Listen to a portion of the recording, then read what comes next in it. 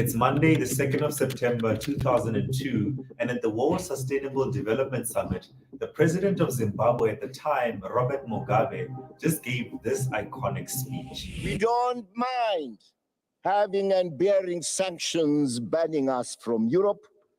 We are not Europeans. We have not asked for any inch of Europe. So, Blair, keep your England and let me keep my Zimbabwe.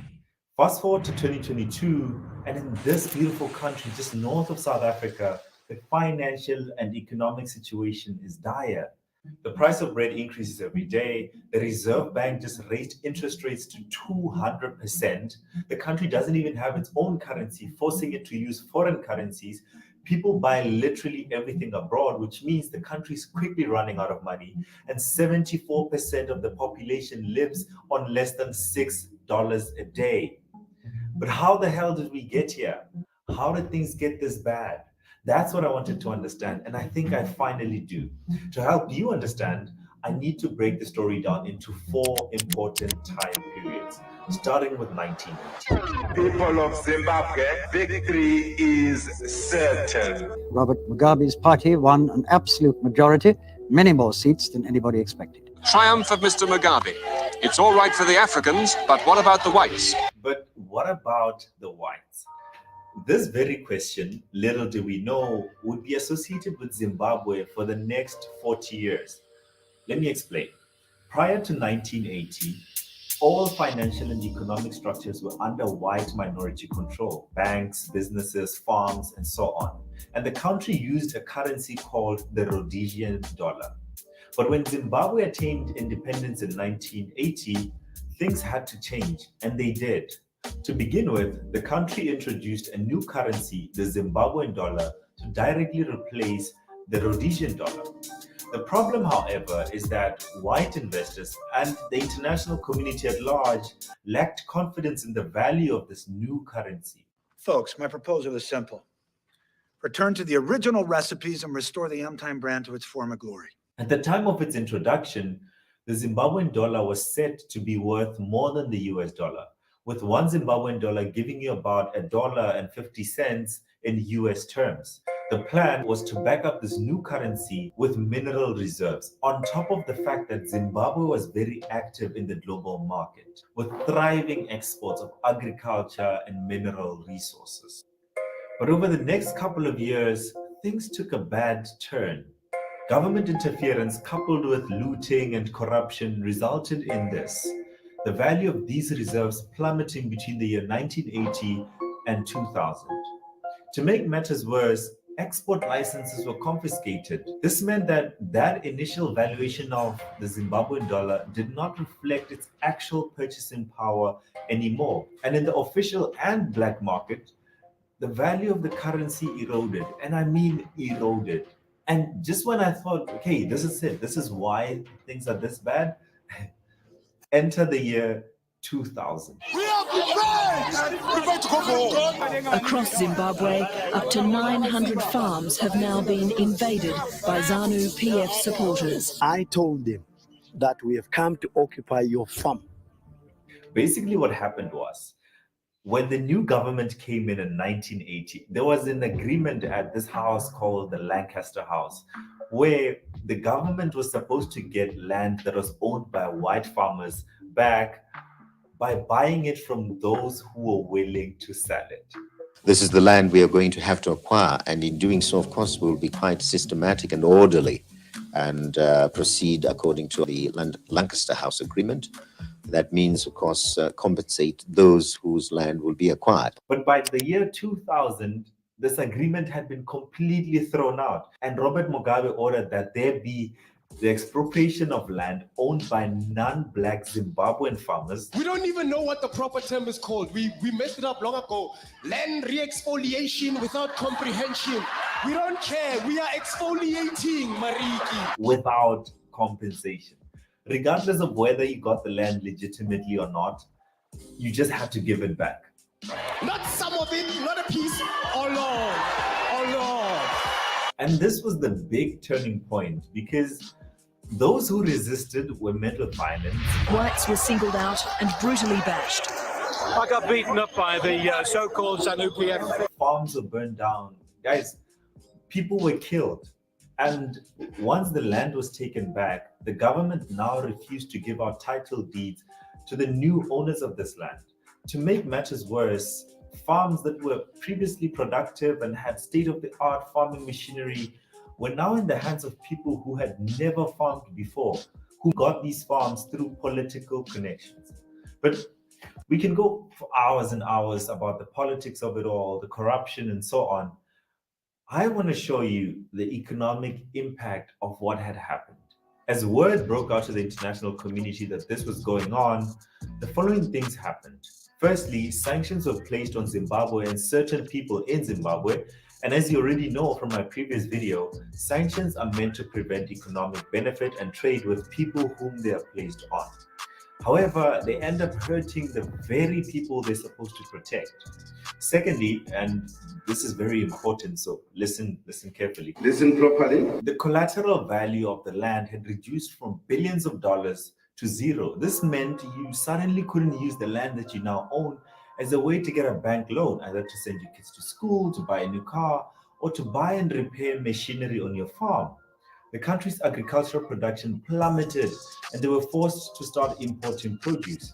The land was completely worthless, zero market value. The foundation that we had established earlier of the Zimbabwean dollar had disintegrated and the currency fell into a bottomless pit of hyperinflation. Let me show you what that looks like. When it's like this, it's equivalent to 1 trillion. So it's 1 trillion, 1 trillion, 1 trillion. So it becomes 3 trillion. When you have a dollar or 10 rand, if you pay a dollar, you get 3 trillion change. This happened because the exchange rate went from you needing to have 1 Zimbabwean dollar to get 1 US dollar to needing 10 Zimbabwean dollars to still get $1 to 1,000 and 10,000, then 100,000 in January 2006. And by June 2006, you needed to have 500,000 Zimbabwean dollars just to get 1 US dollar. So the government was like, whoa,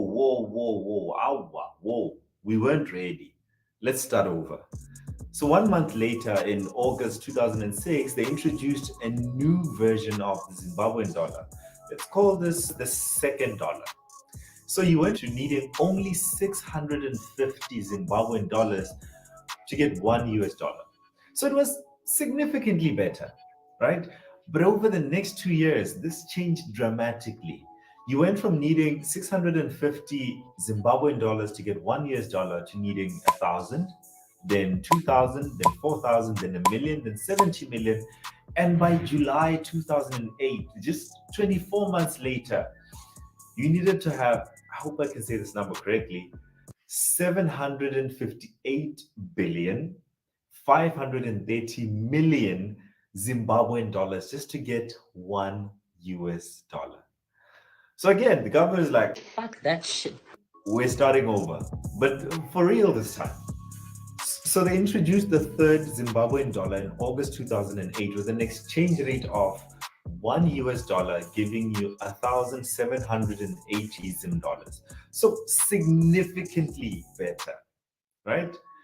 But over the next 4 months, and obviously this was peak 2008 financial crisis, but over the next 4 months, the country experienced hyperinflation.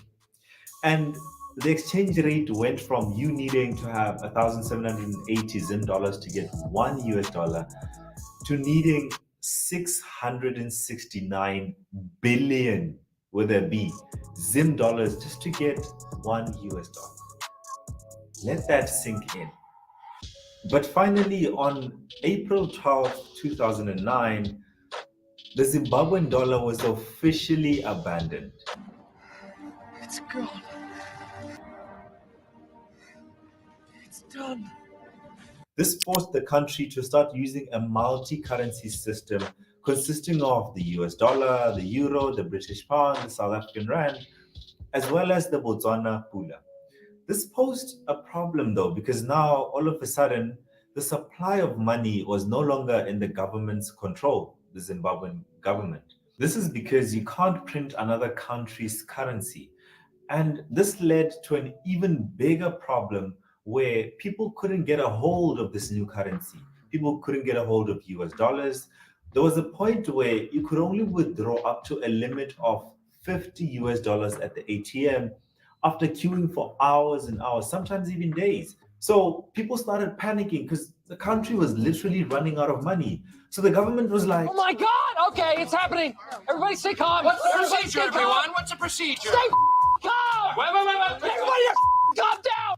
And this went on for a couple of years until the government said, we need a solution. And they came up with an idea. Hold on, let me show you something. They came up with this RTGS currency, real-time gross settlement currency. And it came in the form of Zimbabwean bond note dollars. If you want to use a US dollar, we can't print it for you, but you can use one of these. And I have here 40 bond notes. So essentially, according to the government, this is equivalent to 40 US dollars. They were like, nobody's gonna know. They're gonna know. People knew. And as you can imagine, very quickly, these bond notes lost value on both the official markets and the black market. I know I've been saying official and black market for quite some time. Let me explain why. In Zimbabwe, you have two parallel economies operating side by side. On one hand, you have the government, you have banks, you have big businesses. On the other hand, you have small-scale farmers, small business owners, and street vendors. This is not unique to Zimbabwe, but it's particularly important in Zimbabwe because the exchange rate for bond notes to US dollars is not the same at the bank and on the streets. So if you're a teacher and you get paid in bond notes, suppose you get paid 30,000. When you go to the bank, you have $100. Cool. But by the time you get to the streets where you most likely spend your money, you have less than $40. Say you're in a queue to buy bread. The first 10 people pay 10 bond notes. The next 10, 11. The next 10 people pay 12 bond notes.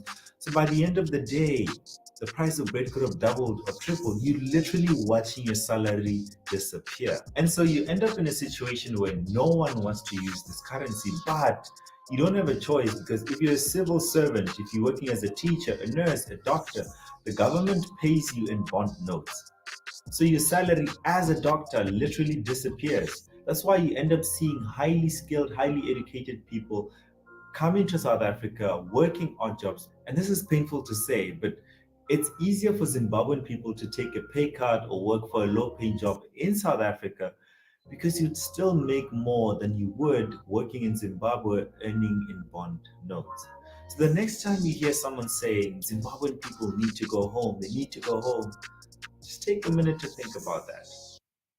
Think about what that really means.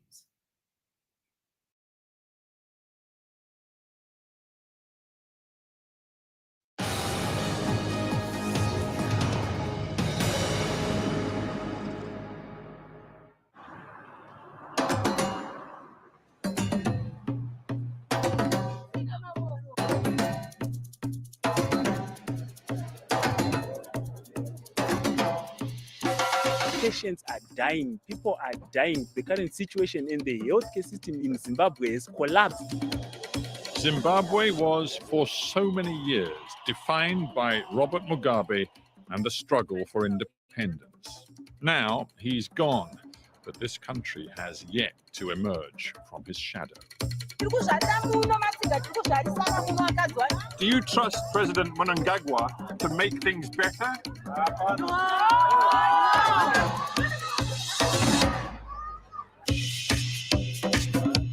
If there's no jobs, there's no money, there's no foodstuffs. Millions of Zimbabweans go to bed hungry, dependent on handouts for survival. This country is on the brink of catastrophe. Who or what will save it?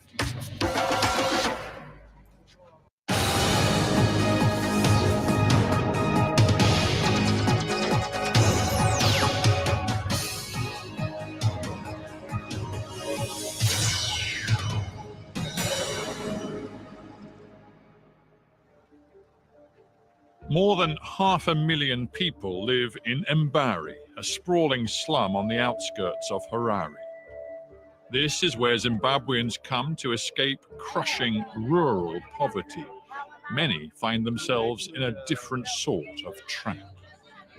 In the last month, it has been difficult to obtain cash. 27-year-old Richard Fani is desperate to find a way out. Is it almost impossible to find a full-time proper job? It's next to never finding a Next to never. Next to never. No jobs and soaring inflation. It's a recipe for wholesale desperation. Aid agencies reckon half of all Zimbabweans now rely on assistance for survival. Do you trust President Mnangagwa to make things better? No. So why do you say he's making things worse every day? I don't know if it's him or it's what, because things are getting worse and worse every day. Prices are going for transport, schools, clinics are closed, everything is down. We are struggling. And do you have children? Yeah, and they're not going to school. I can't afford to pay school fees for them. They're not even going to school. Yeah, they are home. When Mnangagwa replaced Mugabe, people hoped that maybe things would get better. They were better before. Really? Yeah. You seriously think things were better under President Mugabe? Yes. Better before. It's becoming Mugabe is better every day than Mnangagwa. Zimbabwe's infrastructure is crumbling. 2 million people in Harare have been without piped water for months. The fear is isolated cases of cholera and typhoid could become an epidemic. And the country is in the grip of a power crisis. Drought has cut hydroelectricity supplies. This coal-fired power station on the road to Mbari has run out of spare parts.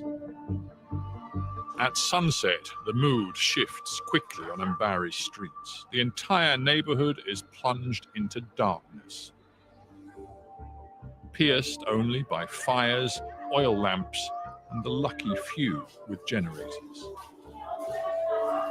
Richard is now taking me to a friend's house. It's about 7 o'clock in the evening, and I can tell you that walking through Mbari in the dark, well, it's a pretty weird experience. Richard guides me down dark alleys and into a block originally built for single male laborers, but now teeming with families crammed into tiny spaces. Thank you for letting us come into your home. Yvonne Mugombe and 9 members of her family, spanning 3 generations, live in this one room. Yvonne, in the dark at night, when there's no power, there's no lights, do you and the kids feel safe here? No, we don't feel safe because some of the people are being robbed at night. There are thieves all over this community. So we don't feel safe if there's no electricity.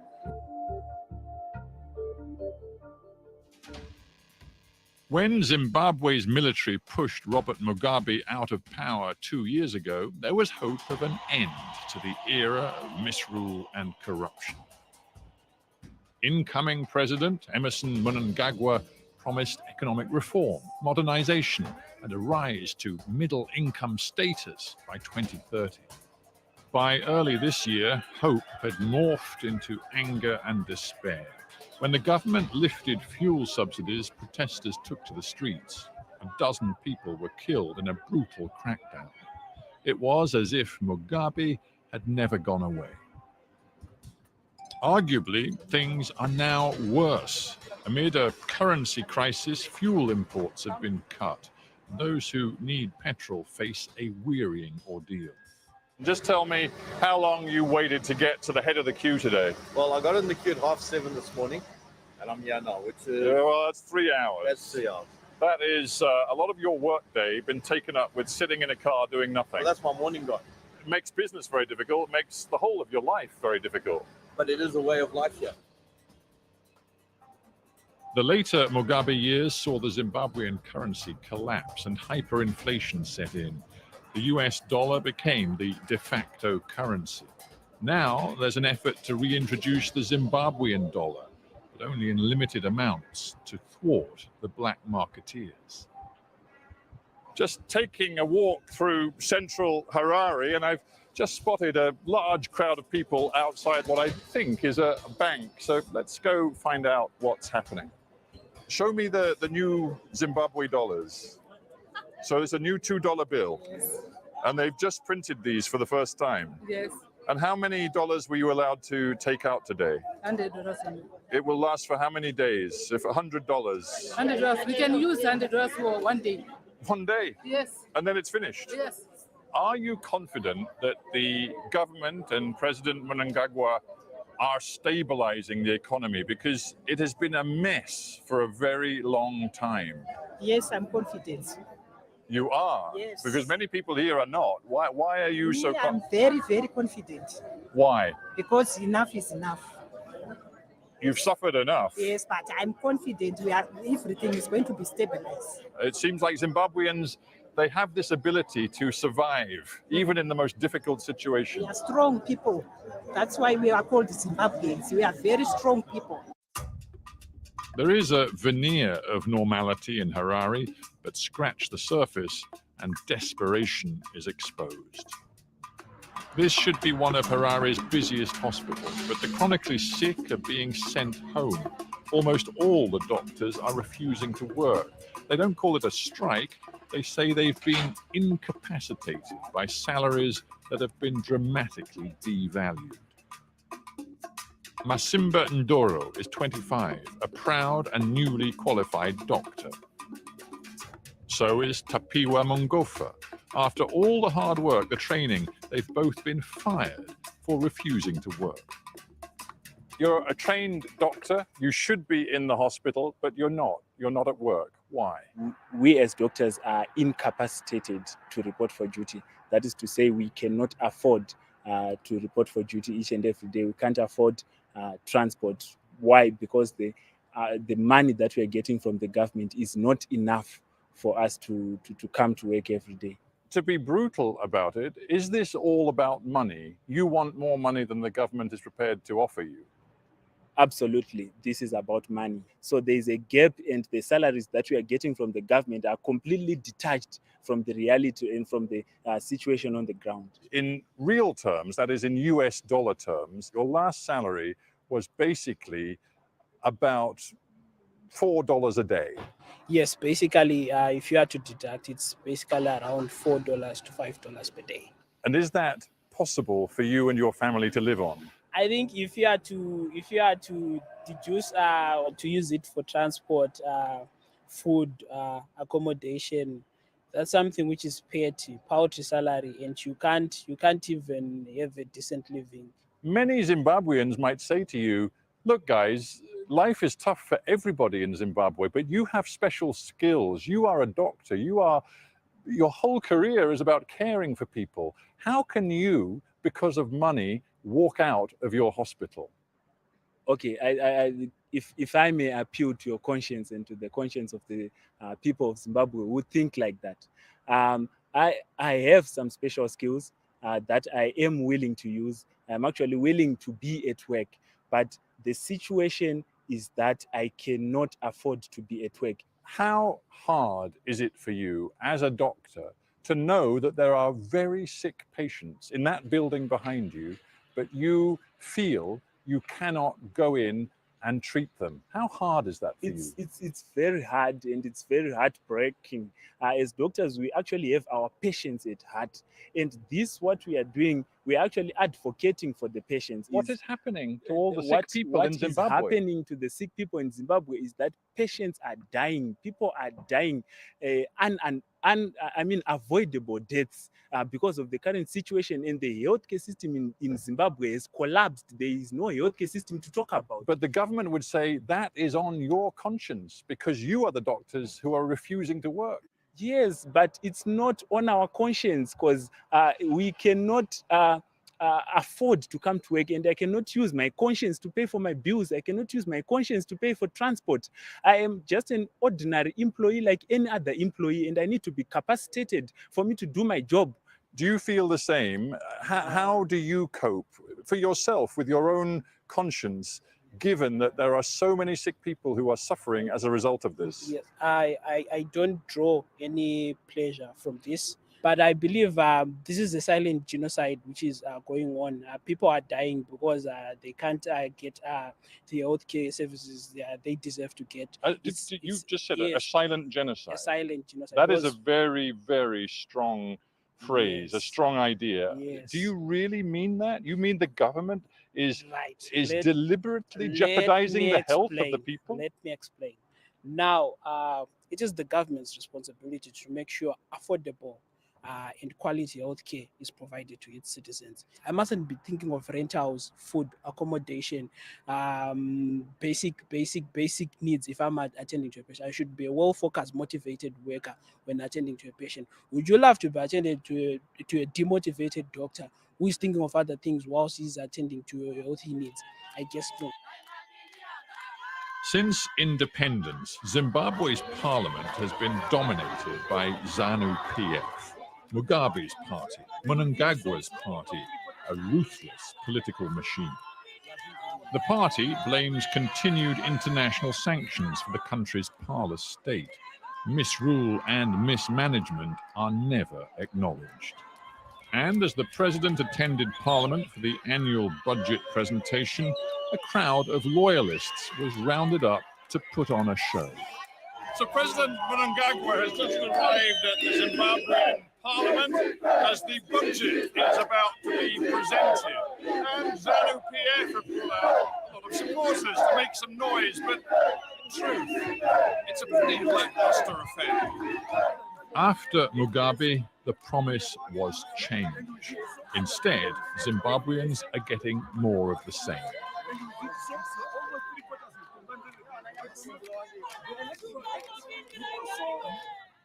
Minister Mangaliso Ndlovu, welcome to Hard Talk.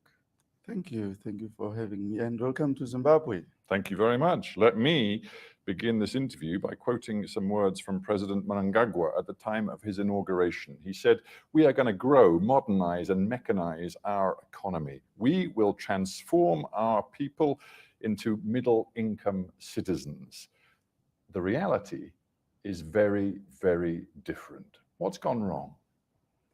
Thank you for that. There are always silent features in certain statements, in that he never said it will be easy. He did not at any point underestimate the magnitude of the work that lies ahead. So we are quite confident that the journey we have traveled so far and the journey we still are to travel is quite promising. So yes, but most young people simply don't have work. They do not have an income. I went to Mbari yesterday, a vast, sprawling suburb on the edge of this city, Harare. I spoke to dozens of young people. None of them had a job. Employment remains a challenge, and I'm glad just to say that we have even put very specific incentives targeting at employment creation for young people in the coming years. But you've had 2 years already. What's happened in those 2 years? Well, there has to be reforms in place, which we have done, which we have put in place. I wanted to just get back to the direction that we have taken.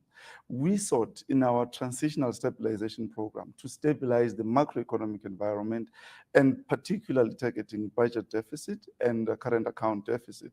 These two, in my view, we have done very well. It's still work in progress.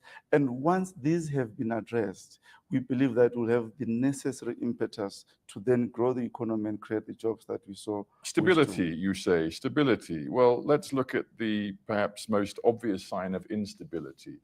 Currency crisis. Your finance minister has just introduced new Zimbabwean dollar bills, $2 and $5. I've seen the vast queues outside banks because people are only allowed to withdraw $100 a week in most banks. There is still a raging black market in currency exchange. There are speculators just a few yards from this hotel still exploiting people because your currency crisis is not resolved. I will agree with you that we still have a challenge in the currency situation, particularly on the speculative side. What has happened is that over the years, Zimbabwe has had almost the largest penetration in terms of digital currency. And this involved inclusion of quite a number of people. I think we're close to 85% financial inclusion due to our mobile money transfer system. But because of the fragility of our currency, people have tended now to want to use more of the hard currency, hence the pressure which we are seeing in the banks. And this is creating loopholes and opportunities for arbitrage for people. But with respect, your government isn't closing those loopholes, those opportunities. In fact, many Zimbabweans believe that people in power are actually collaborating with the money changers and the speculators. Many people in this city and across your country are disillusioned with President Mnangagwa and his record. And as we speak, your inflation rate, you won't even publish the figures anymore, but your inflation rate is believed to be somewhere over 300%. You've lost control. Okay. Inflation, why we decided that publishing is misleading in a way, it's because we have transitioned. Last year, this time around, we had a parity in terms of the exchange rate. And when we liberalized our exchange rate, it gives a false impression. When you look at our prices last year in US dollar terms, and you compare the prices this time around in US dollar terms, you might find that the prices in US dollar terms have actually gone down. But because of the disparities in exchange rate, then we have these numerous distortions. Minister, are you aware that there are many people in your city who are now so impoverished, who see the price rises, cannot afford food, they are reduced, them and their families, to living on one meal a day? Are you aware of that? I will admit that this has created pressure, particularly on the purchasing power. The wages have not aligned to the exchange rate movements, and that has been the major challenge, which we are gradually addressing. And no doubt, I'm asking you as a human being, a Zimbabwean, do you go to places like Mbari? And do you talk to people? And are you aware that their children are going hungry as we speak? Well, there tends to be also issues of exaggerating certain issues. You think that's an exaggeration? No, I admit that there is a challenge when it comes to food security, which is why we have even put a flash appeal to the United Nations and all cooperating partners. When we talk of people going hungry, we are literally talking about food on the table. And food on the table, there is a direct impact coming from the drought that we have experienced. And this has stretched, if I may say, government social protection expenditure, because we have had to import close to 70% of our grain just to make sure that there's adequate grain in the country. So we have had to focus more on addressing food security issues. I spoke to young doctors yesterday, newly trained, very proud of their qualification as a Zimbabwean doctor. They say they cannot, they will not go to work in the hospitals because they can't afford to. They have, to put it their way, been incapacitated by the fact that the real value of their wages as doctors represents little more than $3 a day. Some of them are selling their possessions simply to survive. You and your government, again, must bear responsibility for the collapse of your healthcare system. But what I can say is, from the first day, we have opened our doors for negotiations. We still engage our doctors. This is a process that we don't believe we can resolve within a short space of time. Stephen, I just want to give you a different perspective. Over the last year, we undertook reforms through our austerity measures on our own. I'll give you examples of countries that have gone through reforms and the kind of assistance that they got. We did that on our own. And obviously, we do appreciate that our people have had to pay the price. Look at countries like Greece. They got more than 160 billion support. Egypt, from the spring rise, they got more than 12 billion support. Recently, we heard from there. So Zimbabwe had to do this on their own. Saying, but one of the reasons why Zimbabwe is not getting international support is because there's no faith in the competence and the honesty of your government. Just to take a few examples, power plants are lying idle right now, partly because parts which were ordered from South Africa years ago and paid for have never been delivered, and no one knows where that money has gone. Look at your national airline. You used to be Commerce and Trade Minister. Surely you are concerned that the national airline isn't allowed to fly because IATA, the international organization, says that it is not satisfied your airline has the maintenance safety record which would allow it to mandate it to fly. And these are competence issues. You will realize that this is a government that has really struggled over the past 2 decades. And over time, what you're talking about are real expenditure issues. Corruption issues, I'll put that aside. This is a real challenge, and we are putting efforts to make sure that it is addressed. What you're talking about is something that was unveiled in our internal audit systems, and drastic measures are being taken on that. But on physical expenditure issues, we have had to contend with the effects of isolation, with the effects of sanctions. You rather tactfully put in there a reference to sanctions, as though some of this could be blamed upon the international community for the very limited targeted sanctions which the US and the EU have put on Zimbabwe going back many years. The truth, surely, is that, again, scapegoating sanctions will not work, because in the words of the US ambassador to this country just the other day, he said, "It is unacceptable to talk about sanctions as a scapegoat when Zimbabwe's real problem is the fundamental betrayal of public trust. There are people getting rich, many in Zimbabwe's political elite, as the economy continues to deteriorate around them. And it is the Zimbabwean people who are suffering." That's from the US ambassador. I wouldn't expect him to say anything different, would you? I mean, it's them imposing the sanctions. If they are so ineffective, what justifies their existence? Because they're targeting individuals who are deemed to be thoroughly corrupt. I am former Minister of Industry and Commerce. The biggest company we ever had in this country was Cisco Steel. It's still under sanctions today.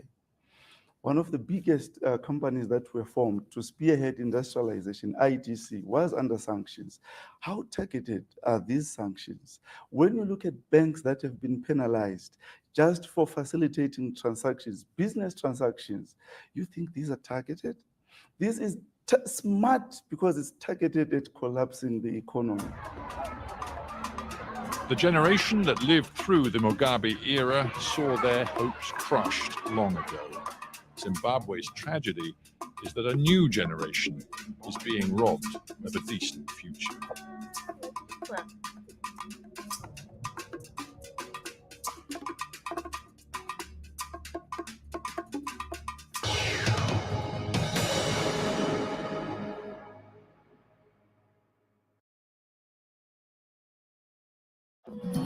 Nelson Chamisa is campaigning to become Zimbabwe's next president.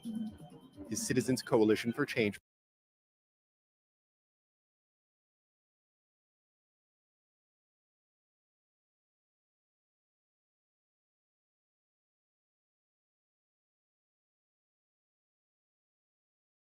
This is a graph showing the poverty rate in Zimbabwe between 2011 and 2020. And this is a graph showing Zimbabwe's gold export between 2011 and 2020. For a little more context, OEC data shows that in 2021, Zimbabwe exported $3.51 billion in gold, making it the 25th largest exporter of gold in the world. In the same year, gold was the first most exported product in Zimbabwe. Yet the food poverty rate increased steadily in the 2010s, starting at 23% in 2011, climbing to 30% in 2017 and 38% in 2019, and reaching its peak of 49% in July 2020, soon after the onset of the COVID-19 pandemic. If we take a look at their GDP growth, you'll see that they recorded increasing negative growth from 2019 to 2020. Granted, the COVID-19 pandemic must have contributed immensely to this, but that still doesn't explain why a country with a meager population of only about 15.5 million people, exporting gold, platinum, diamonds, other precious metals, and agriculture is recording GDP rates of negative 6.12%. So the question is, where is all of this gold money going? And how can a country this rich in agriculture and precious metals be failing miserably to keep its citizens out of poverty? The easy answer is bad politics. But if you look deeper, you'll find that in the shadows of Zimbabwe's mineral-rich lands, a powerful underground network known as the Gold Mafia is bleeding the nation's economy dry. Illicit activities and corruption have taken hold, causing severe damage to the country's financial stability. The consequences for Zimbabweans are dire. You see, long before news of the gold mafia, the USA, Australia, Canada, South Africa, and the EU had already dealt Zimbabwe a deadly blow of incurable sanctions, most of which were introduced in 2002. US imposes another sanction on Zimbabwe. Thousands of people marched across Zimbabwe today against US and EU sanctions on the country. The purpose of these sanctions was to encourage the government of Zimbabwe to respect democratic principles and institutions, uphold the rule of law, refrain from actions, policies, or activities that repress civil society in Zimbabwe, comply with international human rights laws, and respect human rights. Did the government comply? Well, if they did, we wouldn't be discussing even more political corruption associated with Zimbabwe in 2023 now, will we? Unfortunately, the Zimbabwe economy, already suffering from impetuous inflation due to bad governance, is now being bled even more severely as the gold mafia thrives. This illegal gold trade is estimated to be worth billions of dollars, with significant amounts of revenue slipping through the country's fingers every single day. Zimbabwe's central bank has frozen the accounts of individuals implicated in gold smuggling and money laundering. A gold smuggling scandal. In the illicit gold trade. How did this happen? How does the gold mafia operate, and how is it sending Zimbabwe's poverty rate through the roof? To understand the full scope of the problem, we need to uncover the dark web of corruption, money laundering, and illegal mining operations that plague Zimbabwe.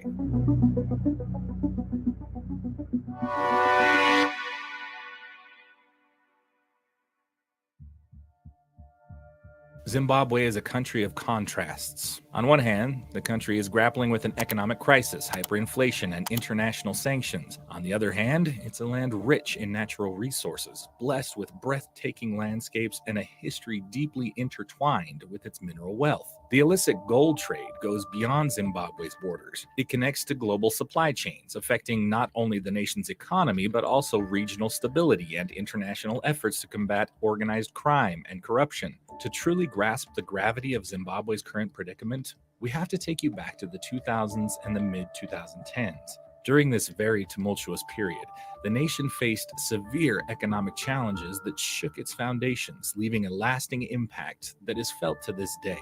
One of the most notorious of these consequences was hyperinflation, a crisis that hit staggering levels. If you don't know the story, here's the short version. Zimbabwe experienced hyperinflation of unprecedented magnitude, with prices soaring at an astronomical rate. At its peak in 2008, inflation reached a figure of about 89.7 sextillion%. And of course, the hyperinflation spiraled into a rapid erosion of the Zimbabwean dollar's value, rendering it virtually worthless. People couldn't afford basic necessities anymore, and the economy suffered a severe blow. The country also witnessed a sharp decline in key industries, including agriculture and mining, which has been the backbone of Zimbabwe's economy. Land reform policies and political instability led to a significant disruption in agricultural production, contributing to food shortages and further economic instability. In the rich mining sector, which was once a vital source of revenue, mismanagement and corruption took their toll. The decline in gold production and other mineral resources further weakened the economy, leading to a loss of investor confidence and a further economic downturn. These economic challenges had far-reaching consequences affecting the livelihoods and well-being of ordinary Zimbabweans. The nation witnessed a mass exodus of skilled professionals seeking better opportunities abroad, resulting in a brain drain that further hindered the country's recovery. So what does the gold mafia have to do with all of this? Well, the short answer is everything.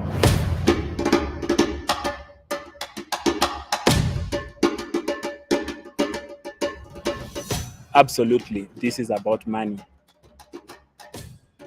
Last year, 2022, Zimbabwe's gold output reached a record high of 35.38 tons, 19.5% higher than the year before. This year, 2023, Zimbabwe was decorated the most miserable country in the world according to Hank's annual misery index. But however miserable the country might be, Zimbabwe's gold mines stand as a glimmer of hope.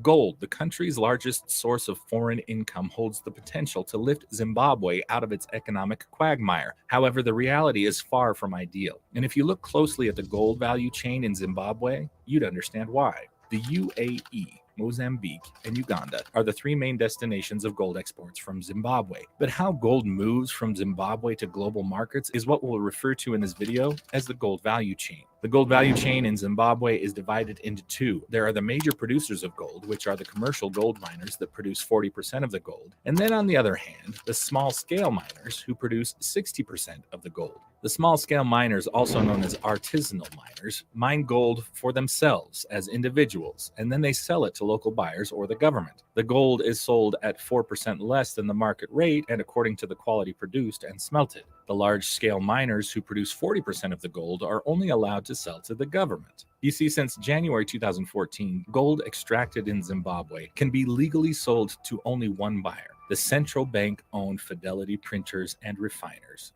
FPR. While FPR serves as the sole legal buyer, refiner, and exporter of Zimbabwean gold, its poor pricing system and payment delays have sparked frustration among gold producers. The poor price is the result of FPR using a mix of United States dollars and Zimbabwean dollars to pay for precious metals. Large-scale gold producers receive 70% of the purchase price in US dollars, and the remainder in Zimbabwean local currency. That's a serious blow to sellers' bottom lines because Zimbabwe's currency has been gripped by sharp devaluations, and market exchange rates are much lower than the black market rates that sellers have to eventually exchange at. In the open market, the Zimbabwean dollar is worth less than half of its official value. So since the FPR underpays producers for gold and sometimes even pays late, producers eventually sell to whoever can give them the best rates. Enter the gold mafia, a network of individuals linked to the ruling establishment, using a web of companies and patronage to siphon off tons of gold annually. A lucrative trade that not only robs the country of much needed revenue, but also facilitates money laundering on an enormous scale. By using a web of companies and patronage from some of Zimbabwe's most powerful individuals, smugglers have turned those constraints on trade into an opportunity to launder billions of dollars and help the government in Harare get around some of the consequences of sanctions. An Al Jazeera investigation revealed how billions of dollars worth of gold is smuggled every month from Zimbabwe to Dubai, allowing criminals to whitewash dirty money through a web of shell companies, fake invoices, and paid-off officials. The investigation also shows how Zimbabwean President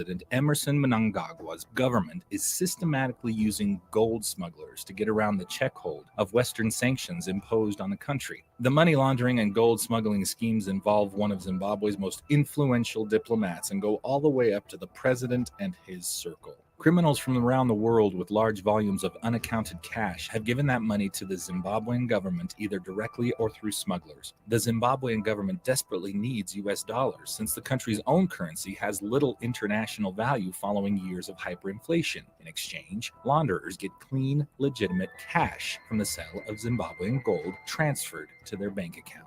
Among the key players are Kamlesh Patni, known as Brother Paul, a seasoned gold smuggler with a notorious past, who rose to infamy during the 1990s Kenyan scandal that robbed the country of $600 million.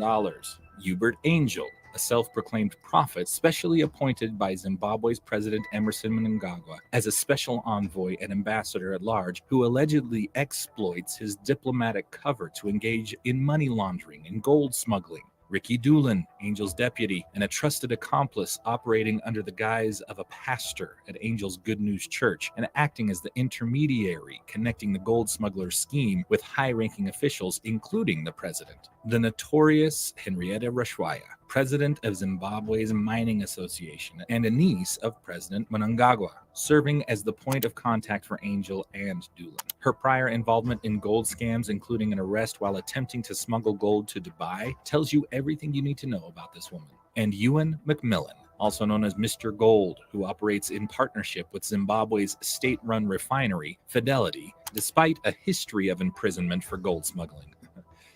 The fact that Ewan McMillan is partnering with the very system that once targeted him raises alarming questions about the complicity of state institutions in this criminal enterprise. Finally, we have the money man, Alastair Matthias, a Canadian national based in Dubai and known for his money laundering expertise, boasting a rich portfolio of Russian elites and African politicians as clients. You know, in Zimbabwe's defense, it's not like the gold trade itself is barred. It's just that the additional scrutiny sanctions bring on Zimbabwean officials smothers the government's ability to transact directly in the international financial system, especially in dollars. But I mean, it's still no excuse for a government to aid the laundering of billions of dollars out of your own country and deprive their own citizens of the basic amenities they need to survive. So we have an enormous money laundering operation that involves gold smuggling facilitated by Fidelity Gold Refinery, a subsidiary of Zimbabwe's central bank. And when you think about it, you'd realize that these transfers are possible because gold is melted and refined repeatedly, a process that eliminates all traces of its origin, making it particularly difficult for law enforcement agencies to build evidence against suspected smugglers. So gold is probably the most ideal tool for money laundering. Now we know the smugglers and we understand the product, but who are the buyers? Let's visit Dubai for a minute.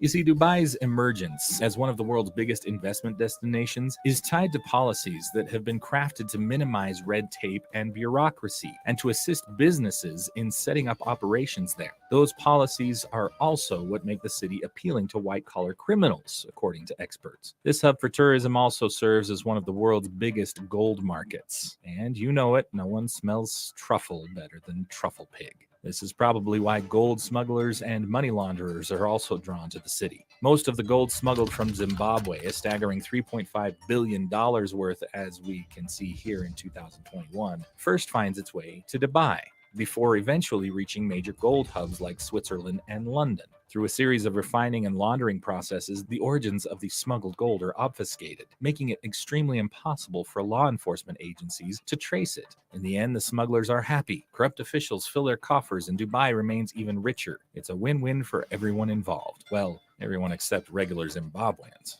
Zimbabwe finds itself caught in a vicious cycle of misgovernance, economic turmoil, and illicit trade. While gold remains a lifeline for the nation, the opaque dealings of the gold mafia and their international partners continue to exploit Zimbabwe's resources, leaving its people in despair. The consequences are devastating. Zimbabwe loses millions of dollars each month in lost revenue due to gold smuggling. Meanwhile, the majority of the population continues to suffer as the benefits of the gold trade fail to trickle down to the masses. To be fair, it's not all doom and gloom for Zimbabwe. In recent years, Zimbabwe has shown promising signs of recovery. The government has implemented significant economic reforms and stabilization measures, ushering in a new sense of hope for the nation's future. These reforms aimed to address key challenges and create a favorable business environment.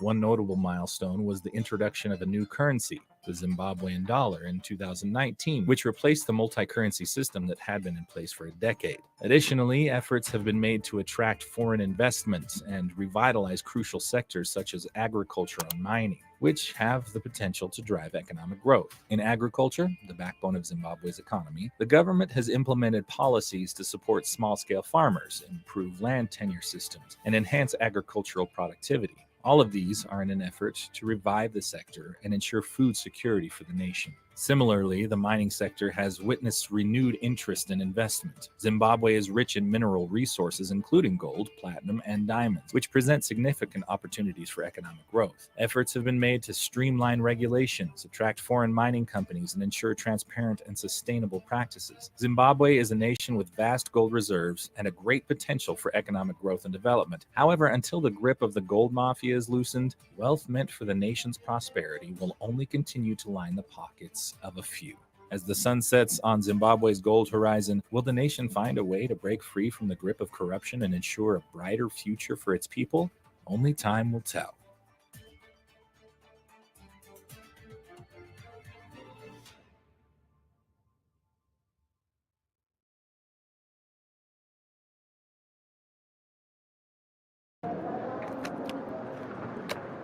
Hi, welcome to another episode of Cold Fusion.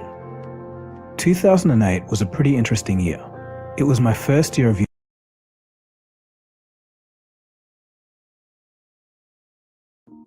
This is Zimbabwe. The southern African nation has a unique economy.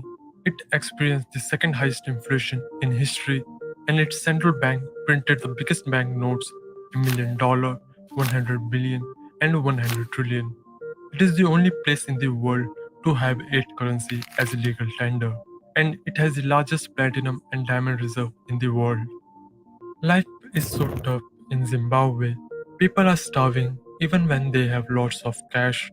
Graduates are selling US dollars on the street, and employees' salaries wouldn't even pay for their daily needs. With the price doubling every few days, Zimbabweans spend a huge amount of time and effort to preventing their meager cash resources from evaporating. Try to catch up with galloping inflation, now officially running at 250%. Hyperinflation in Zimbabwe began around 2007. The government stopped reporting numbers when inflation hit 100,000%. However, this research article shows Zimbabwe's peak month of inflation is estimated at 79.6 billion% month on month and 89.76 trillion% year on year in the mid-November 2008. So, how did Zimbabwe get here, and how did one man manage to whack the Zimbabwe economy? Zimbabwe is the home to the largest waterfall in the world, Victoria Falls, over the twice the height of Niagara. Savanna everywhere with generous tree growth encouraged by the wet summer.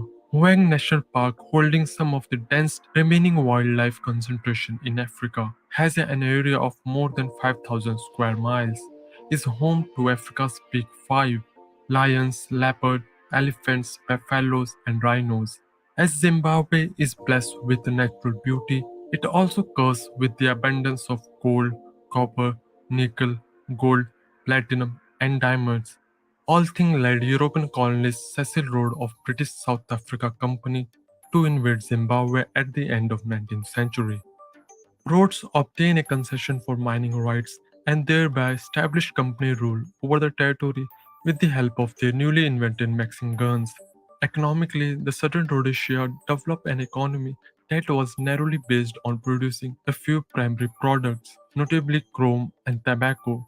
They established a relative balanced economy, a primary producer dependent on blackwood farming into an industrial giant, which gave birth to the strong manufacturing sector, iron and steel industries, and modern mining ventures.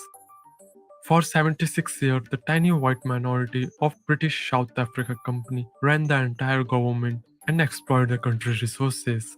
In 1965, two local leaders emerged against the Rhodesian government during the Zimbabwe War of Liberation. Joshua Nkomo's Zimbabwe's African People Union, supported by Soviet Union, and Robert Mugabe's Zimbabwe's African National Union, backed by Mao's China.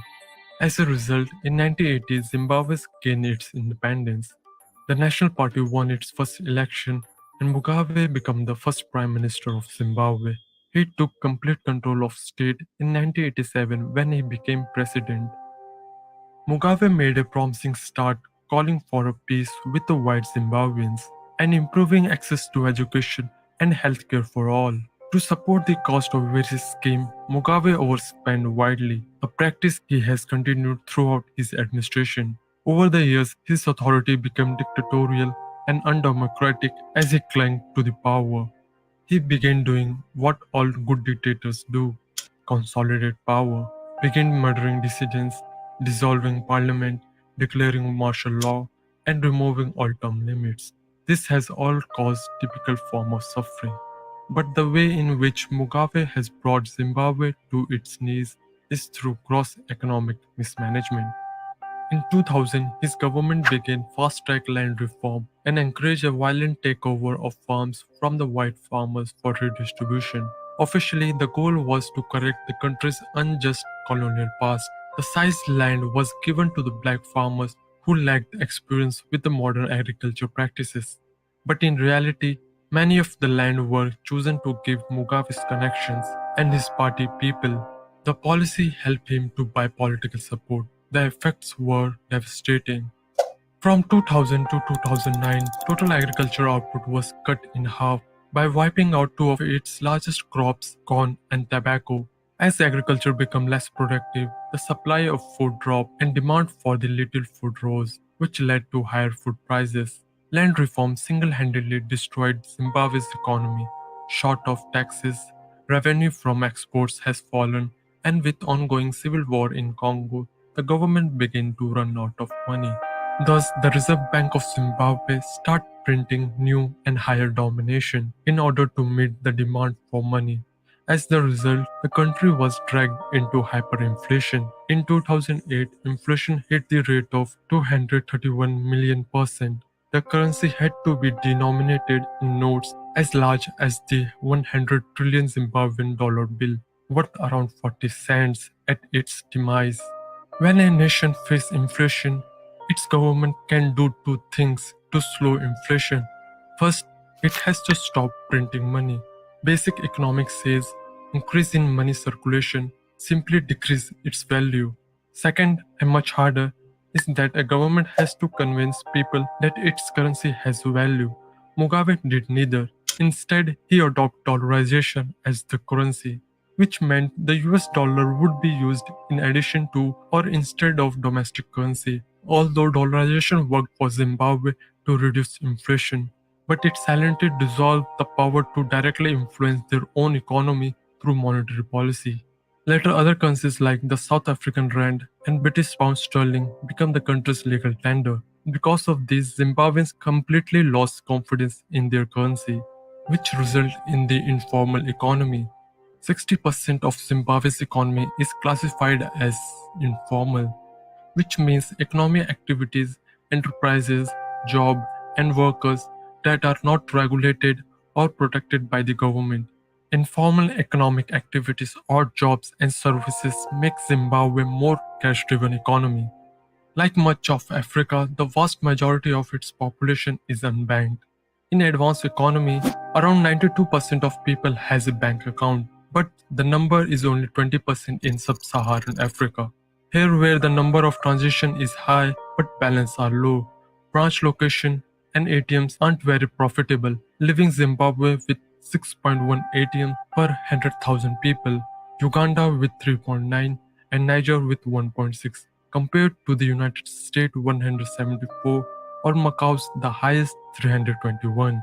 Zimbabweans lack the manufacturing necessary to keep money safe or transfer it between people.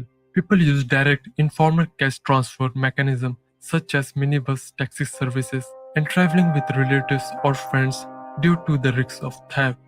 But this changed when two telecom companies, Net1 and Telcel, launched their mobile money transfer or MMT service in 2011.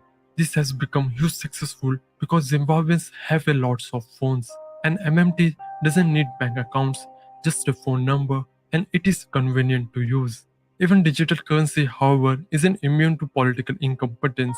Due to regulation, corruption, and power shortages, disable its mobile payments platforms and therefore effectively the country's economy. Mugabe failed to implement any major reform meant to restore a semblance of democracy or economy. In 2018, the army led a coup d'etat followed by Vice President Emmerson Mnangagwa, who replaced Mugabe as president. The first thing President Mnangagwa did was issue a new currency, Real-Time Gross Settlement Dollar (RTGS), or ZIN dollar, or ZOLA, to solve the currency problem. However, the new currency isn't immune to inflation. When it's launched in 2019, the rate of RGTS dollar to US dollar was originally set at $1 equal to 2.5 RGTS dollar, but is now trading between 300 to 400 or even more to the US dollar. The ZIN dollar is in the circulation among with other currencies, in which the American dollar is predominant. The fact is that Zimbabweans completely lost confidence in their currency, so a new currency will not solve the problem. Recently, the Central Bank of Zimbabwe launched 22-karat gold coins called Mosi or Tunia to curb inflation and store value. They are selling for either ZIM dollar or US dollar at the rate based upon prevailing international prices of gold plus the cost of production. The coins can be used to buy stuff depending on whether the shop has enough change. The government is trying to get the US dollar from the market to reduce the very high demand for the US dollar. However, most Zimbabweans struggling with daily survival, many of them don't have the money for the loaf of bread. So how can they buy these gold coins? Maybe this is only for rich. Some trader could speculate they could buy using local currency and then sell in US dollar. Because Zimbabwe is still a net importer, there will still be demand for dollars. So gold coins can become today's solution and tomorrow's problem. The 37-year rule. Recently, the Central Bank of Zimbabwe launched 22-carat gold coins called Mosi or Dunia to curb inflation and store value. They are selling for either Zim dollar or US dollar at the rate based upon prevailing international prices of gold plus the cost of production. The coins can be used to buy stuff depending on whether the shop has enough change. The government is trying to get the US dollar from the market to reduce the very high demand for the US dollar. However, most Zimbabweans struggling with daily survival, many of them don't have the money for the loaf of bread. So how can they buy these gold coins? Maybe this is only for rich. Some trader could speculate they could buy using local currency and then sell in US dollar. Because Zimbabwe is still a net importer, there will still be demand for dollars. So gold coins can become today's solution and tomorrow's problem. The 37-year rule of Mugabe ruins Zimbabwe's economy. Mugabe not only made the country currency worthless, but also the potential of their land, natural resources, and human capital. The problem is not the currency, but the production. Zimbabwe needs to produce more. It has to build confidence, not temporary solution like dollarization, new currency, and gold coins to manage inflation. The governments require major reform. Mnangagwa may be the man to oversee the post-Mugabe transition, but as soon as possible, a new generation must take over and make a complete fresh start.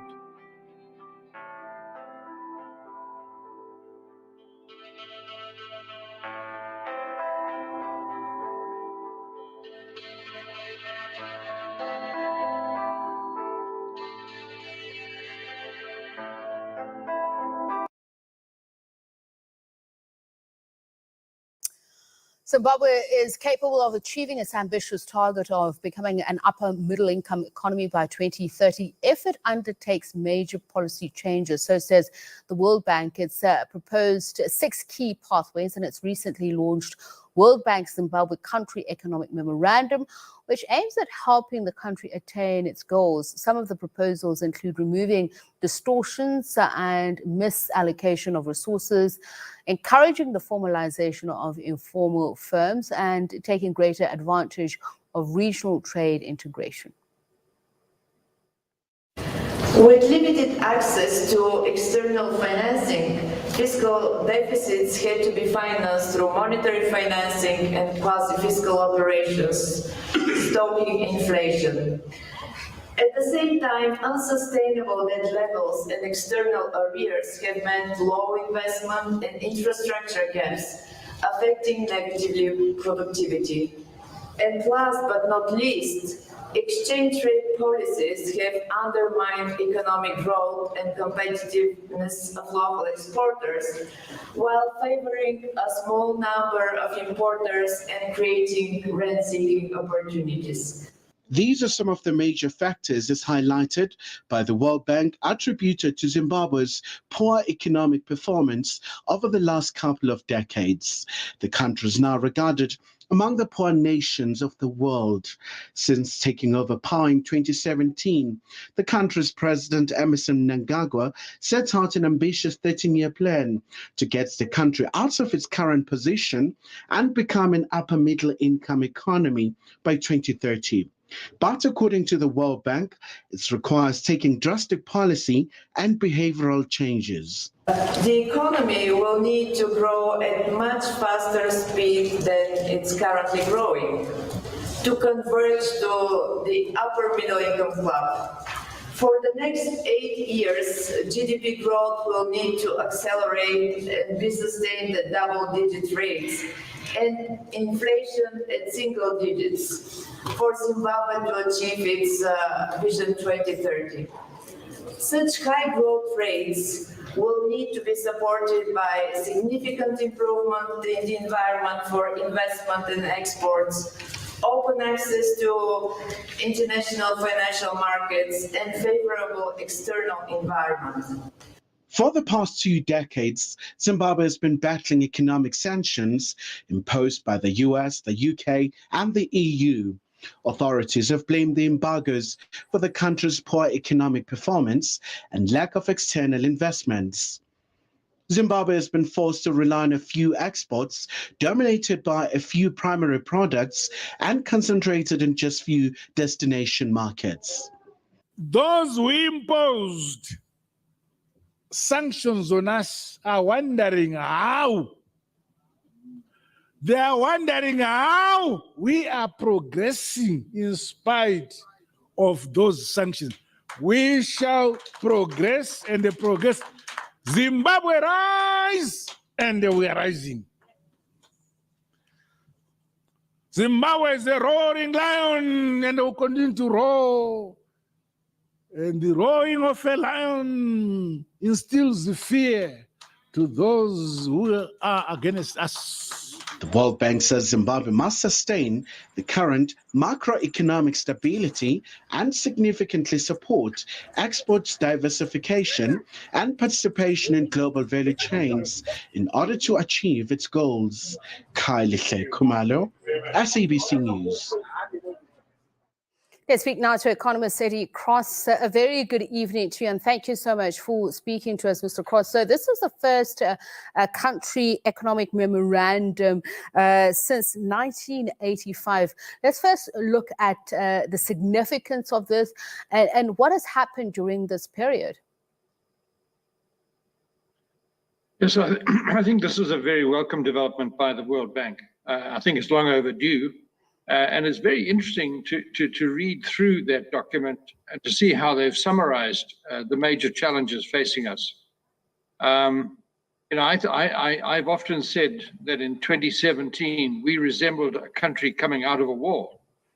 Our economy was really in an appalling state. I think that we remain one of the few countries in the world that really resemble a country that's been at war when it hasn't been at war with itself. But many of the things they say are absolutely spot on. Their call for major reforms of our foreign exchange system, I think, is central. I said to the Minister of Finance at the beginning of this year that, in my view, there was only one item on the table for him, and that was foreign exchange management. And I retain that view. And so far, we have not got to grips with that. But our economy is now growing fast.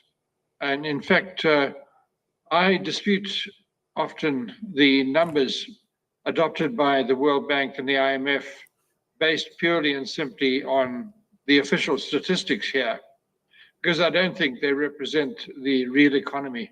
Our economy is now growing fast, and we are creating jobs for the first time that I can recall for the last half century. Last year, we were creating jobs, about 10,000 jobs a month. And we really have seen a turnaround in economic activity. Partially that's driven by very high commodity prices internationally in the metals and minerals market, which continues through to today. And I see that continuing. In fact, our exports are growing very strongly, about 30% per annum at the moment, in real terms. And that's not inflation. As you mentioned, the issue of the currency fluctuation has been spoken about in many vexed conversations, but exchange controls, that has also been cited. What suggestions would you make in terms of changes? Well, our exchange control system is very much more relaxed than it used to be. In fact, I think our economy is freer than the South African economy at this moment in time. I think you guys have far stricter exchange control than we do. We have a balance of payment surplus. We have a fiscal surplus in the budget. So what the bank said about our macroeconomic stability is absolutely spot on. There's nothing wrong with us from a macroeconomic point of view. The main issue here is that we still do not have a conventional market for foreign exchange.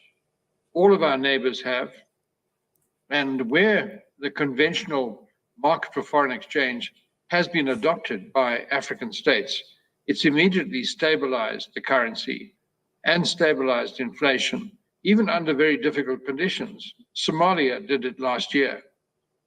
We, for some peculiar reason, think that we're the great exception. We're not. And I think we've got to get to grips with this. And I think the bank has actually made a very, very clear analysis of what needs to be done. And I must say, I think in that respect, they've done a lot better than the IMF. The IMF tends to play its cards very close to their chests. They know what the problems are, but they haven't really spelt out what's got to be done. Now we have clear guidelines on what we should be doing. And I hope that the government is going to take cognizance. But if they do, my personal view is, like in Zambia, our currency would actually be stronger than the rand. And just looking at this picture that we're beaming to our viewers now, it makes also a very interesting suggestion, that of boosting production in the informal sector and also boosting trade in order to scale up the formal sector. Just in terms of comparisons, often is a great deal of concentration on the formal sector, for instance, in South Africa. And I suppose in Zimbabwe, there isn't much of a choice because a lot of the business that is done is in the informal sector. Let's just look at the suggestions that are being made by the World Bank, but what you would add to it as well. We're the most informalized, or one of the most informalized countries in the world. I personally think that our informal sector could easily be 70% or more of our economy. And our informal sector is very dynamic. In fact, I think without that, we would actually be in dire straits. The vast majority of our people make their living in the informal sector. And I think that we've just got to recognize that that's a reality. That's the facts of life. The fact that they don't pay taxes, they do pay taxes in some respects. They pay VAT. The transaction tax, which we introduced in 2018, collects a very substantial proportion of our revenue, and that cuts across all sectors of our economy, including the informal sector. But I think without the informal sector, our economy would be much less dynamic than it is.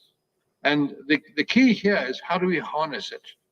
How do we help these informal players grow their businesses and join the formal sector? And I think one of the main reasons, and I'm so pleased that the World Bank has identified the fact that we do not have free access to global financial markets because of US sanctions. I mean, I'm furious with the Americans when they say that the sanctions program is not impacting on our economy or our people. That is not true. The financial sanctions imposed by the Zadera Act, under which we've been operating for the last 21 years, have a profound impact on our economy, and they have denied us access to international financial markets. And as a result, we pay some of the highest transactional costs in the world. It's very difficult for us to make transfers of money into the global market. For example, one of our major companies the other day tried to buy a piece of equipment in Germany. They couldn't pay for it because none of our domestic banks have capacity to transfer money to banks in Europe or the United States because of US sanctions. And they had to ask a South African company to import that equipment for them and transship it to Zimbabwe. What the hell? It's almost as if we're back in the Rhodesian days when we were operating under UN mandatory sanctions. And that doesn't help us. And to say that the ordinary Zimbabwean is not affected by that is just nonsense. It affects every Zimbabwean. In fact, the bank talks about unsustainable external liabilities. We're in fact not heavily indebted. I doubt if our debts are even 50% of our GDP. We can manage our debt quite easily, but without access to international markets, we can't. We can't borrow money to repay the money that we owe other people. The United States doesn't repay their debt; they roll it over. So does China. So does Japan. And We're denied that right. We can't even negotiate our debt in the Paris Club. You know, how much longer is this crazy situation going to persist? Mr. Moyo, thank you for joining us. Good to have you here on the program. Thank you. Thank you. Welcome to Zimbabwe. Indeed. Thanks very much for joining us. So, Mr. Moyo, I mean, 94% unemployment is the figure that we're being quoted here. Talk to us about what is happening in Zimbabwe. What are the biggest challenges that are facing the country, resulting in such a ridiculously high unemployment rate? Okay, let me just say a slight correction that the 94% that we are talking about is not about unemployment, but it is a report of the Labor Force Survey that says 94% of the labor force is in the informal economy. And sometimes people define that people in the informal economy as unemployment. So it's not about unemployment, but it is the number or the percentage of the people or the labor force that is in the informal economy. Relatively, people that are considered to be unemployed in Zimbabwe is around 19%. Still, that's a big number as far as you are concerned. It is, but talk to us about the circumstances. What is the situation like in Zimbabwe and why such a high number? There are a number of issues that are contributing at the moment. I think we are going through a rough patch over a period of time. We have seen informality, as I've already alluded to. We have seen a number of youth unemployed. We have seen volatility around our currency.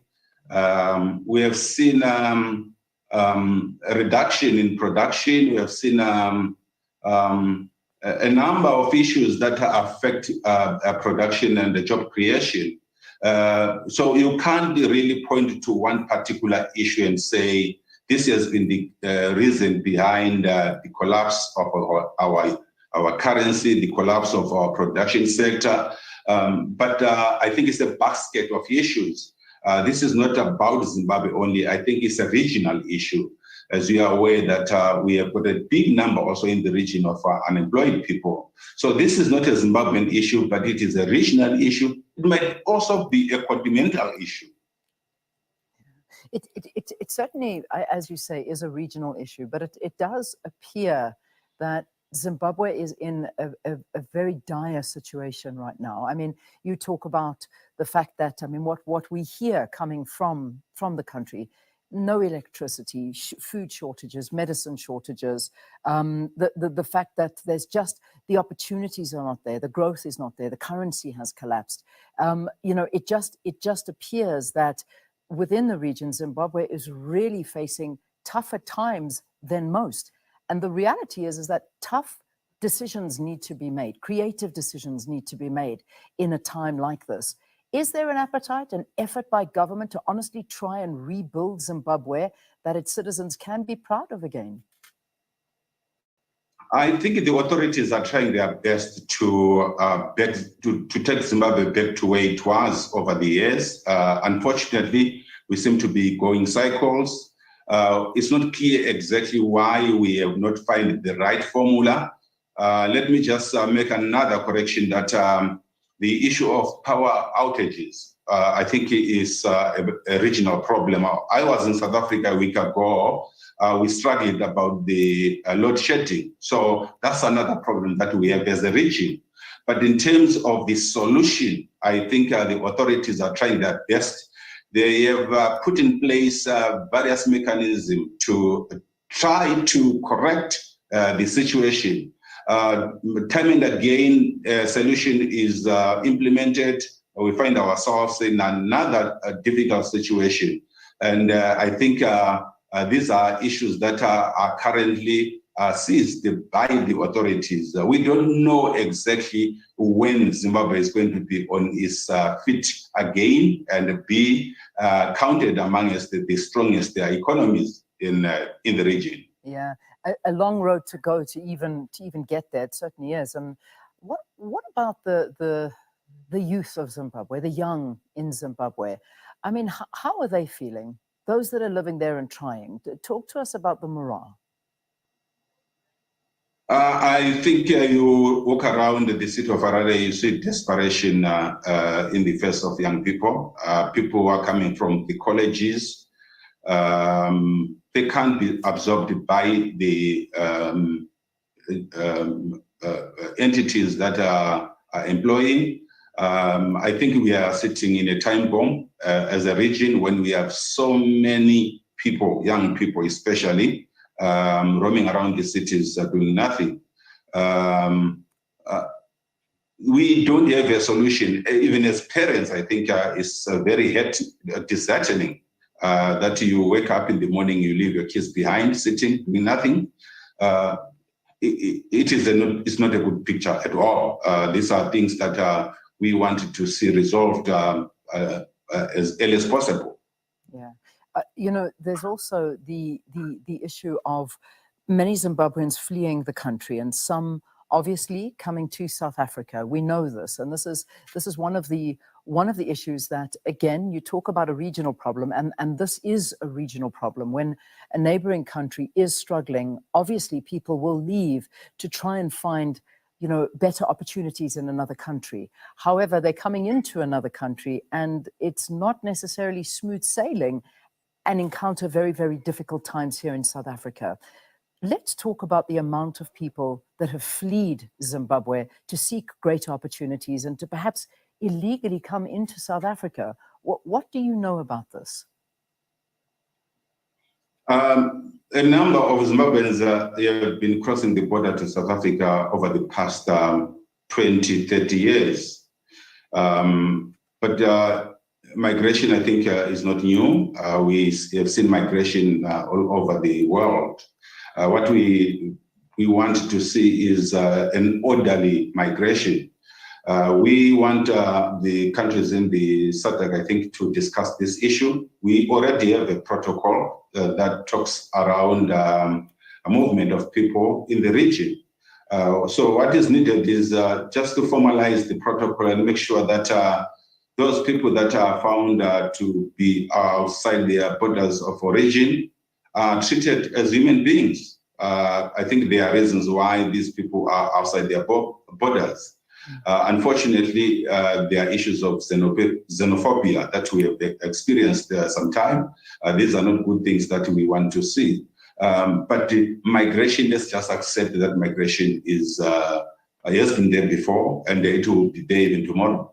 Yeah, I agree with you, but I mean, at a rate like this, I mean, if I look at a couple of statistics that are doing the rounds, and it is very, very hard to find statistics, because I even tried to find statistics regarding the unemployment rate in Zimbabwe, and it's quite incredible that some statistics start at 5% unemployment to 95% unemployment. You've explained it to us the best you can, but it just shows you that to actually get accurate figures coming out of the country is very difficult as well. So that I'm not going to discuss, but I'm going to leave it there. But what I am reading here is a study on international migration, which was done during Zimbabwe's 2022 population and housing census. It basically shows that 700,000 Zimbabweans have fled to South Africa, 47,000 are in Botswana, and 28% of the immigrants are between 20 and 24 years of age. Does this sound about right to you in terms of what you're seeing amongst the youth that are just leaving and do not want to be in Zimbabwe, I mean, at all, and fleeing for other opportunities? Yes, that's correct. Actually, the people that are migrating to other countries are young people. Obviously, these are the people who want to see a better future for themselves. I don't see a situation where people of the age of 40 years and above going outside the country. They might be there, but very few. But young people are the ones that are affected most because they are not able to see their future in their respective country.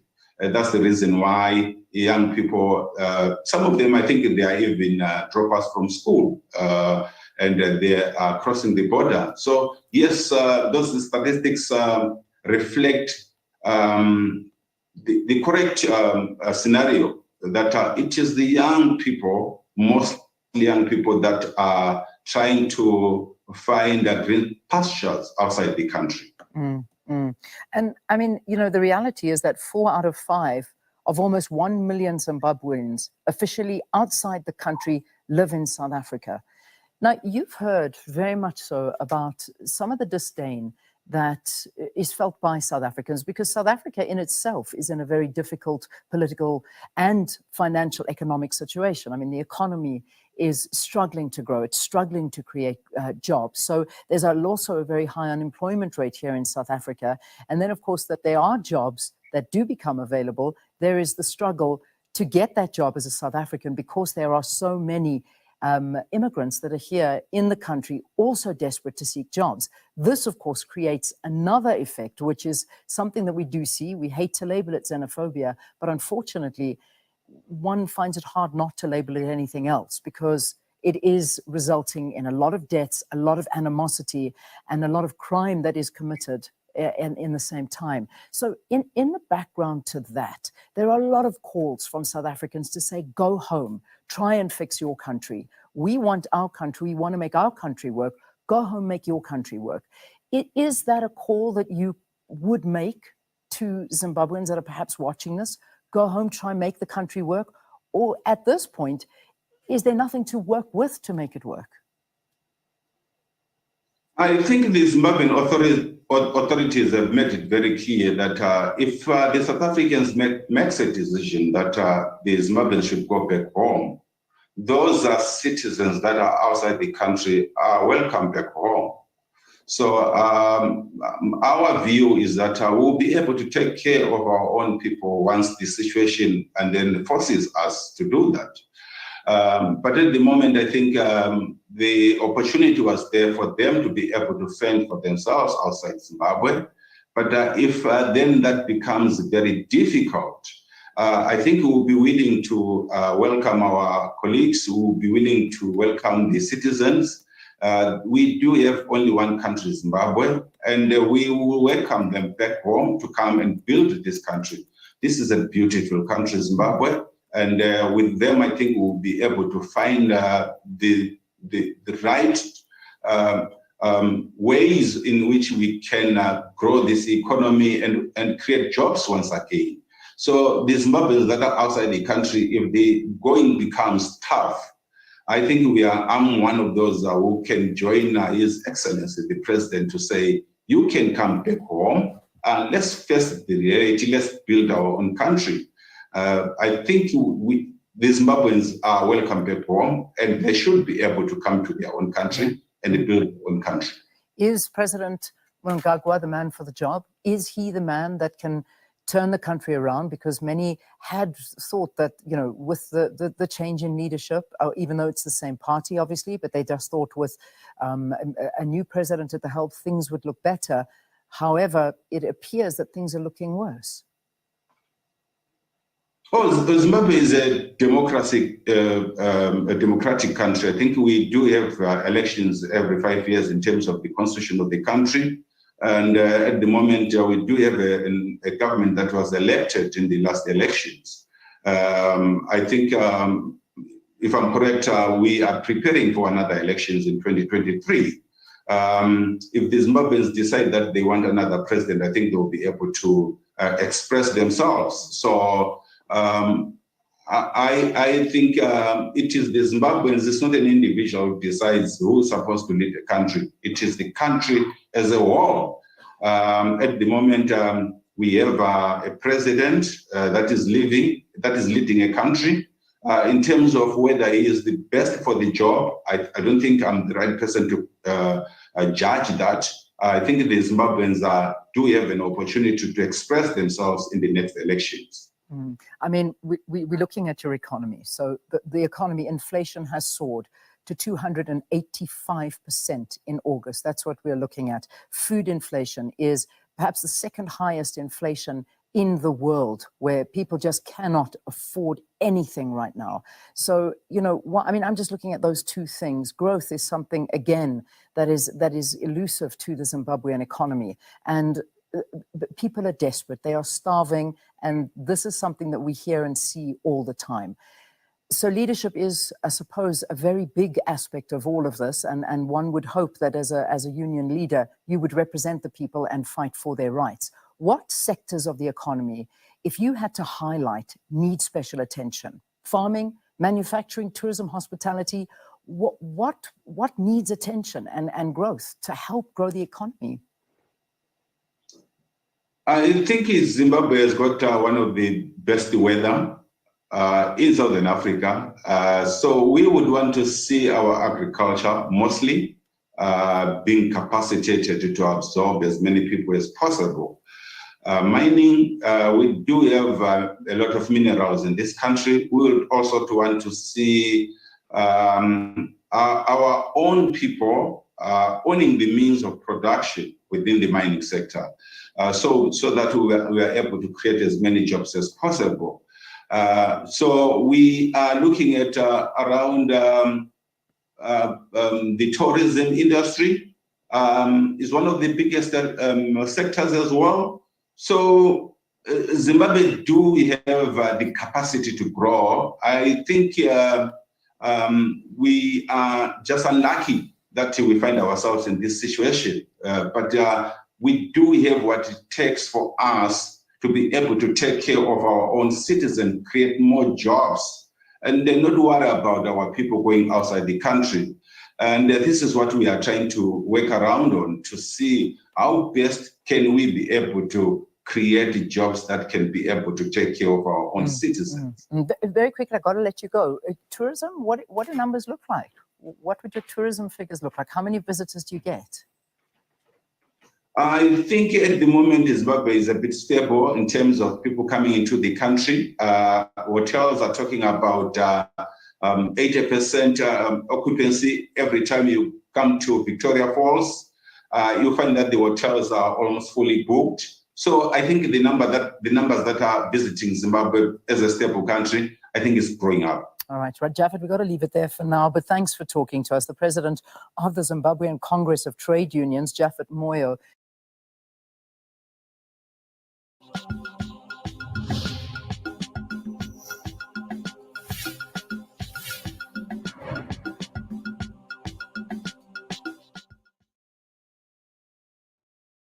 In the heart of Southern Africa, a nation stands at the crossroads of economic uncertainty and resilience. Zimbabwe, a country that has weathered severe economic crises, grappled with a turbulent financial landscape plagued by hyperinflation, unemployment, and scarcity of basic necessities. As the Zimbabwean dollar lost its value and the economy spiraled into chaos, the government sought a lifeline to stabilize the nation. Enter dollarization back in the early 2000s, the adoption of a foreign currency as a means of exchange. It introduced the United States dollar as a parallel currency, offering respite from the rampant inflation that had eroded people's savings and shattered their confidence in the local currency. But since 2019, the Emerson Mnangagwa-led government has sought ways to de-dollarize the country and strengthen the local Zim dollar, but that has not come without its challenges. Now, some Zimbabweans are asking for the US dollar to be considered once again as legal tender. On the square today, we'll discuss how Zimbabwe got to this point, why measures to de-dollarize seem to be failing the people, and how to salvage the situation. I am Kemini Amano. Thanks for sitting at the square today. Joining our gathering are Ernest Mujangi. He's political and social commentator. He's joining us from Harare, Zimbabwe. And we also have Prosper Chitambara, who is a development economist, also in Harare, Zimbabwe. Gentlemen, thank you so much for your time here on the square. But I'm just told that we also have a third panelist, Kudakwashi Munemo, who is a political, well, when we do have a third guest, we would introduce them. But in the meantime, we do have Ernest and Prosper. Gentlemen, you're welcome to the square. And perhaps we should talk a bit more about the current situation. In 2019, the government has decided that it was time to de-dollarize and give some back into the local currency. Why does it seem that people want to go back to the use of dollar? Why haven't those measures worked? Prosper. Yeah, no, thank you so much. It's largely on account of the massive loss of value, the depreciation of the Zimbabwe dollar, of the local currency. So we are currently in a dual currency regime where we have the Zim dollar obviously being used alongside the United States dollar. But what has happened is that owing to too much liquidity, Zimbabwe dollar liquidity, too much money in the economy, there's been a massive loss of value of the local currency of the Zimbabwe dollar. And because of that massive local loss of value, there's also been a loss of confidence by economic agents, the consumers, the private sector, the businesses, with economic agents obviously preferring to use the US dollar for both transactionary purposes and also as a store of value. So because of the chronic high inflation in Zimbabwe dollar, there's been a loss of value, there's been a loss of confidence, and the demand obviously for the US dollar is increased quite significantly. So I think that explains why we are where we are. It's because of the loss of value. Why has there been a loss of value? There's been a loss of value because there's too much money, too much Zimbabwe dollar. The government has increased liquidity.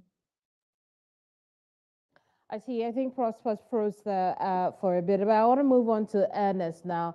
Ernest, again, I'll let you take the same question. Why do you think there seem to be complaints about de-dollarization and the need to go back to the use of the US dollar? Ernest.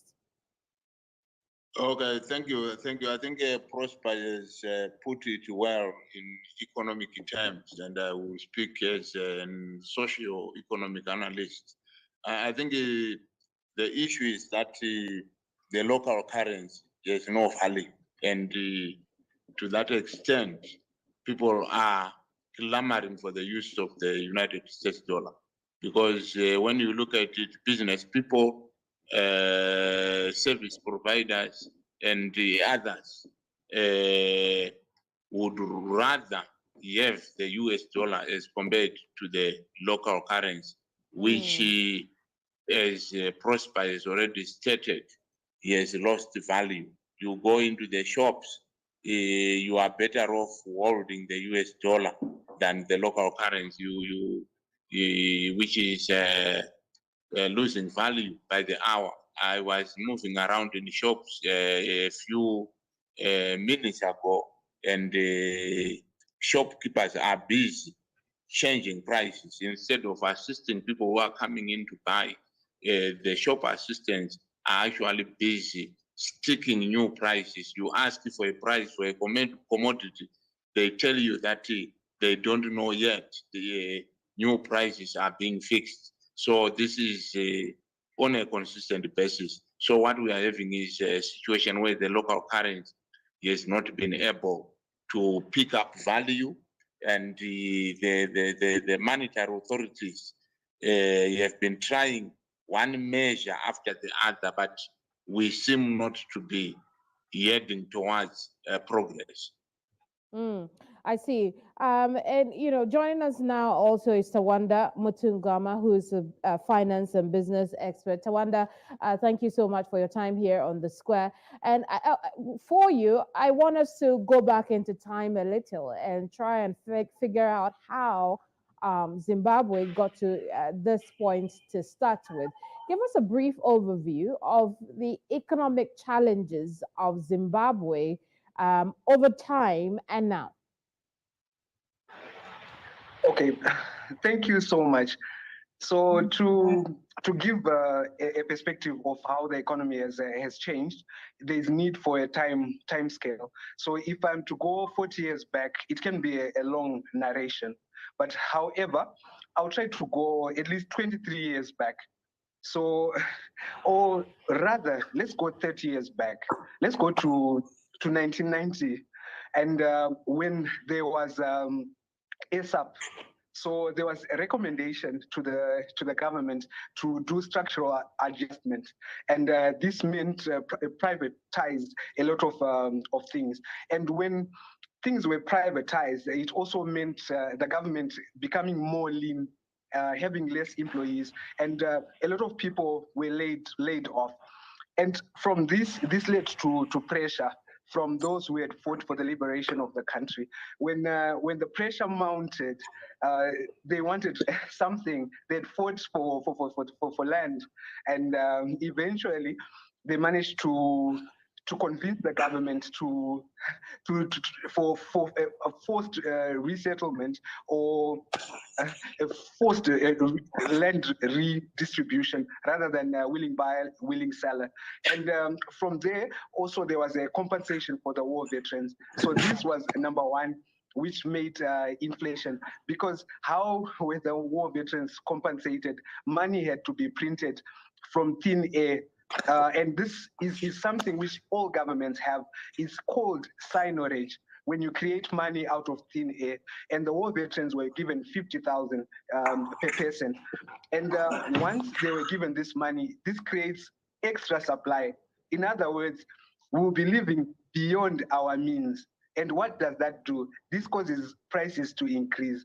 And I am sure this is a similar scenario we are seeing today, that the government is using its right, its power to create money, which is signorage.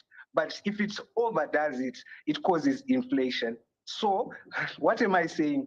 From 30 years back, we have not learned to live within our means. And this has caused our currency to collapse. A currency which is in a country which is gold rich. It's a paradox or an oxymoron. Thank you. Indeed. And Prosper, tell us, let's do the pros and cons for dollarization. Over a period of time, the US dollar was a legal tender in Zimbabwe. Tell us what the benefits were at the time it was still a legal tender in the country. Prosper, we can't hear you. Seems you're muted. Can you hear me now? Yes. Oh, thank you so much. So the major advantage or benefit is that it allows or ensures macroeconomic stability, since the government will no longer be able to create money.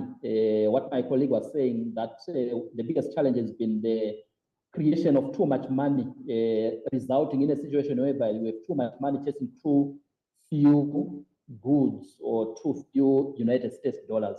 So when we look at when we first dollarized in 2009, we almost overnight were able to eliminate hyperinflation. So we're able to ensure macroeconomic stability by switching or changing over the currency.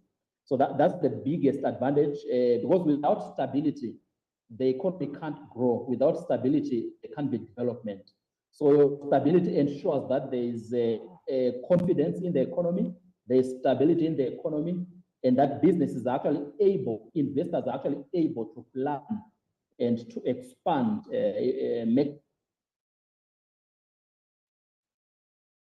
I think Prosper's connection is lost again. Perhaps I'll move the question on to Tawanda in a bit. But Tawanda, before you take that for me, let me come to Ernest. Now, Ernest, talk to us about why you think that these measures, because we know over the last 4 years, the Zimbabwean government, the finance ministry has been putting in measures, updating the country from time to time on some of the things that it's doing to tighten monetary policy and make sure that it mops up the excess liquidity in the system. Ernest, why do you think those things haven't worked? Yeah, I think they haven't worked precisely because the monetary authorities are trying to go against what I may term economic logic. Simple economic logic is basically about supply and demand, but I think our financial authorities are trying to go beyond that and come up with their own way of doing economics, which makes it difficult for their measures to work. Their measures are against the basic logic. People basically want to operate on the basis of supply and demand. If you are looking at the currency, the local one, it has no demand because we are not exporting, we are not doing much in terms of production, we are doing more of importing. So when you look at the laws of supply and demand, they point to a situation where the local currency has no value, which the monetary authorities want to give it. They want to give it value, which it doesn't have, which then means that we are operating at an artificial level. We are going against the currents. We are going against reality. The reality is that we are not producing. What we must do is to stimulate production and float the local currency so that its value is determined by market forces, which we are not doing. And if we don't want to do that, then we must be a productive country. We must produce, we must give incentives to the industrialists so that they can produce.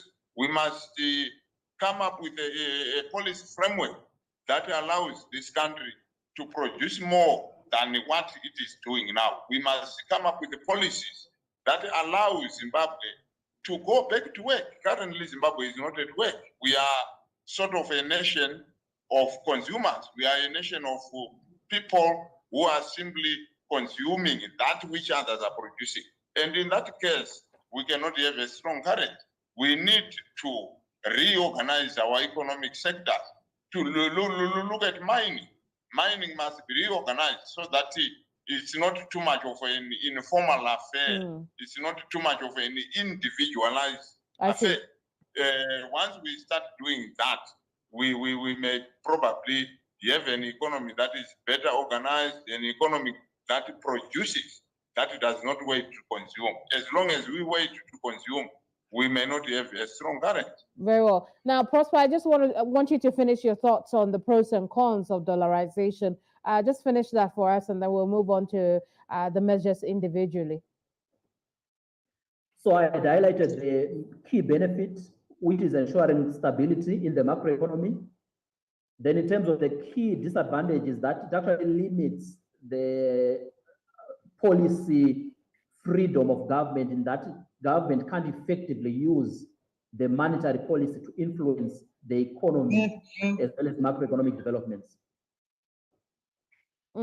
I see, Prosper. What we're going to do now is take a quick break. When we come back, we'll look at two of the key measures that had been put in place over the last 4 or 5 years in Zimbabwe to try and salvage the economy and also rescue the Zim dollar from further fall. Don't go away. We'll be right back.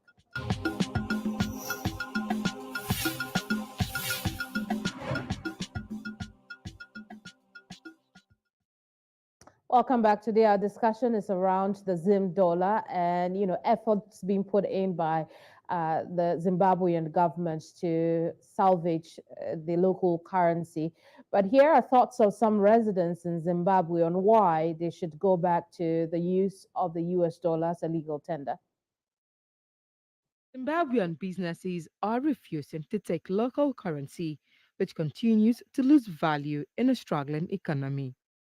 Instead, they are accepting US dollars in a bid to protect themselves from soaring inflation.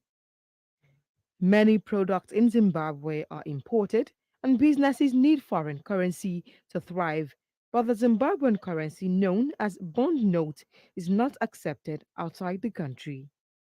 Even local business owners, such as food vendors, continue to shun the local currency. I still prefer sales made with the US dollar so that I can restock and keep the balance.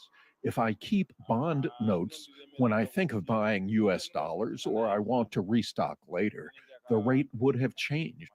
So I think the US dollar is better. However, the country's Ministry of Finance recently announced measures to boost local currency, saying all government agencies will now substantially collect fees in the local currency. He added that all duties, with few exceptions, will also be paid with the bond note. Economists say the measure is a step in the right direction, but the government should have put in place measures to cushion the effect of the usage of bond note on both individuals and businesses.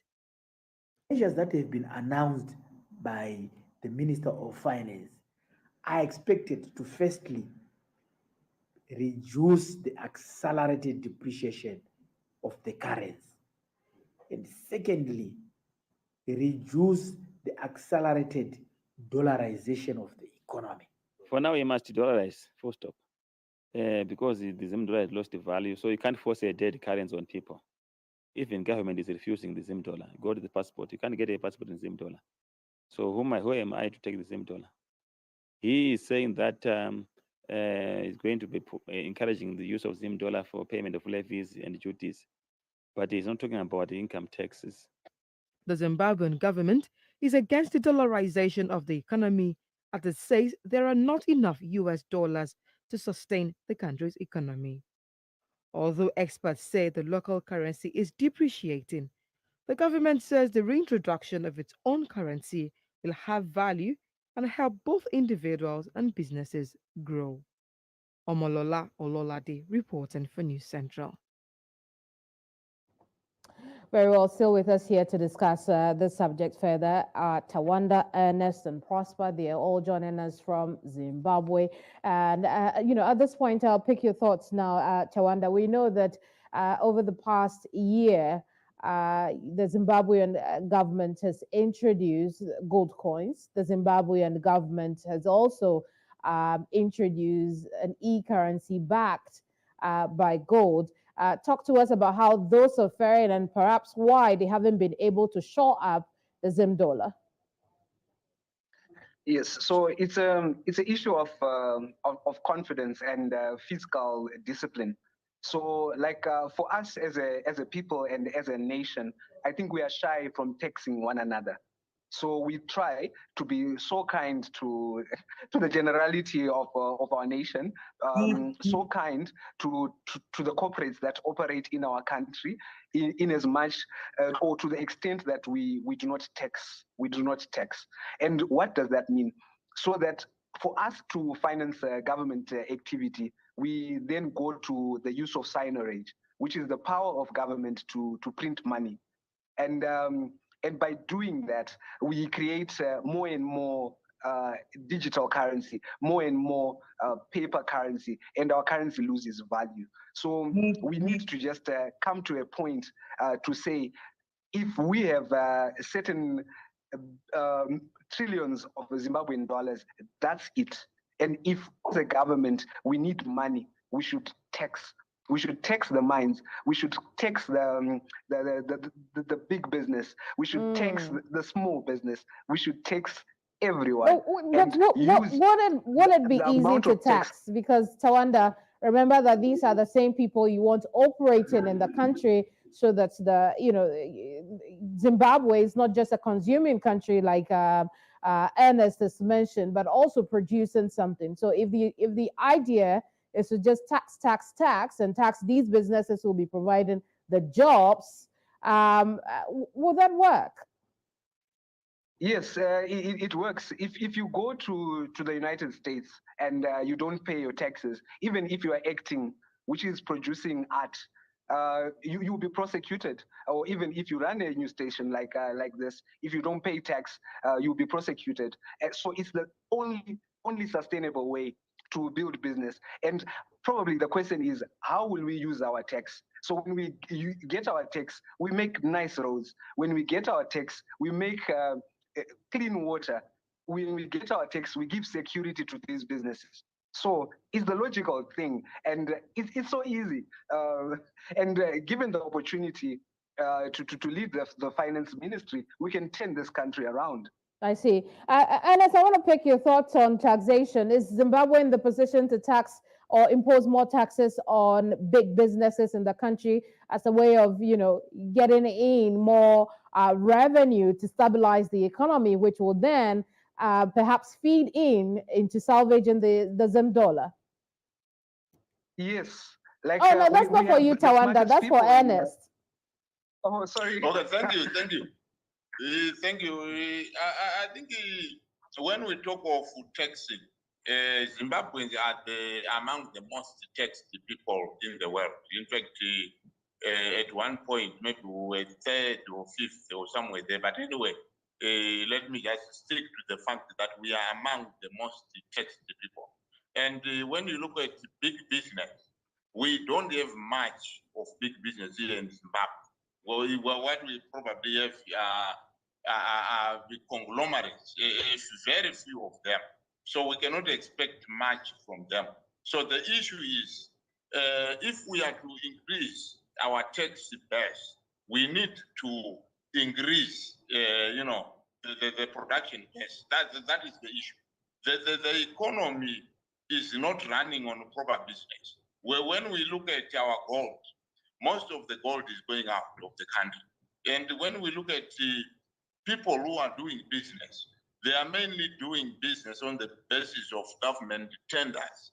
And the business is not largely productive. That's the fact of the matter. We are not producing much, which we can then sell to probably other communities or other countries, so that we can have value in terms of what people may want from Zimbabwe, from other countries.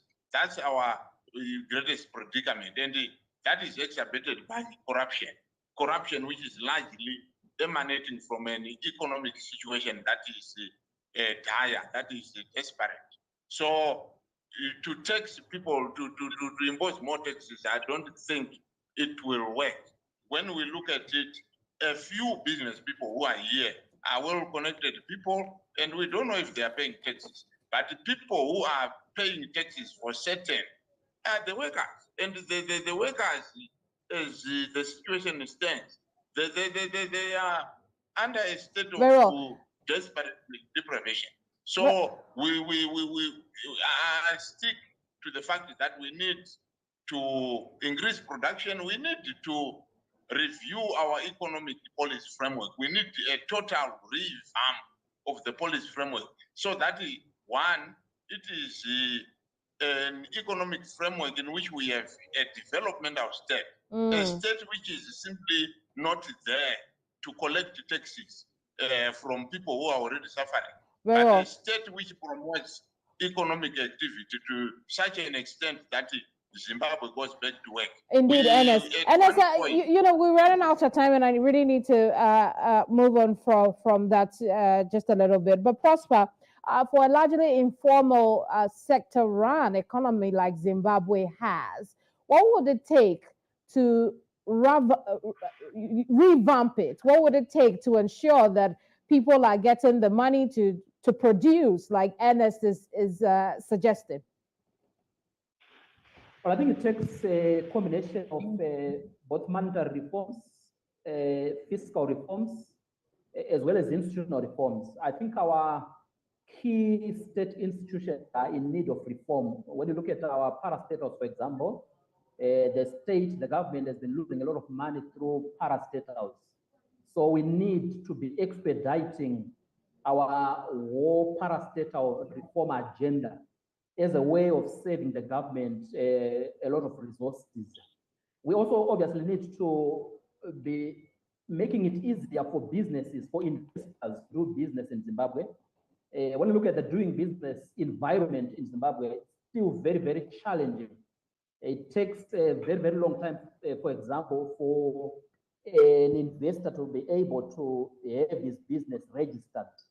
And there are a lot of taxes, a lot of levies, a lot of charges that are actually levied by the government which actually makes it very, very expensive to do business in Zimbabwe. So we need to be simplifying our doing business regulations, reducing taxation, especially direct income taxes. I think we need to reduce direct income taxes as a way of incentivizing formalization of informal businesses, and also as a way of incentivizing new investments, whether from outside or even new local investments. I see. Tawanda, so, you know, in the short to medium term, people are asking, the value of my money is dropping, especially for those who earn in the local currency. And so let's go back to, you know, the use of dollars on our market. Two questions in one. Will re-dollarizing the economy be what Zimbabwe needs at this time, whether in the short to medium term, in the long term? And why the dollar? Why wouldn't the dollarization perhaps look at rand, maybe, which is you know, neighboring South Africa? Talk to us about that. Tawanda, that's for you.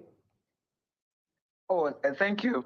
So for me, I think we need to be open to both ways, because dollarization has never come from the government. If it was in 2009, it was not the government; it's the people who start to trade and exchange the dollars.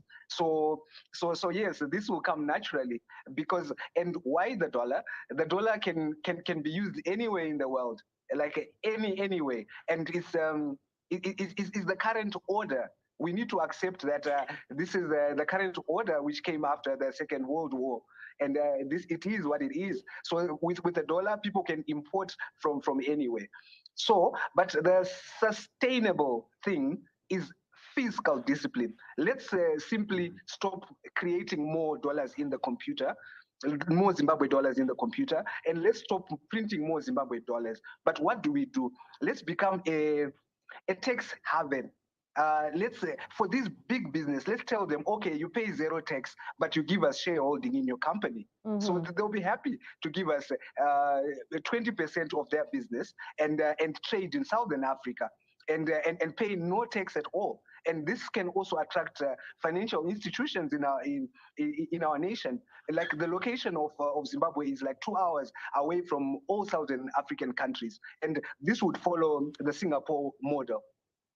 So, I see. So there are many ways. We're not thinking as Zimbabweans. I see. So, well, so it's time for the finance ministry to think outside the box. Yes, but Ernest, talk to us about what role.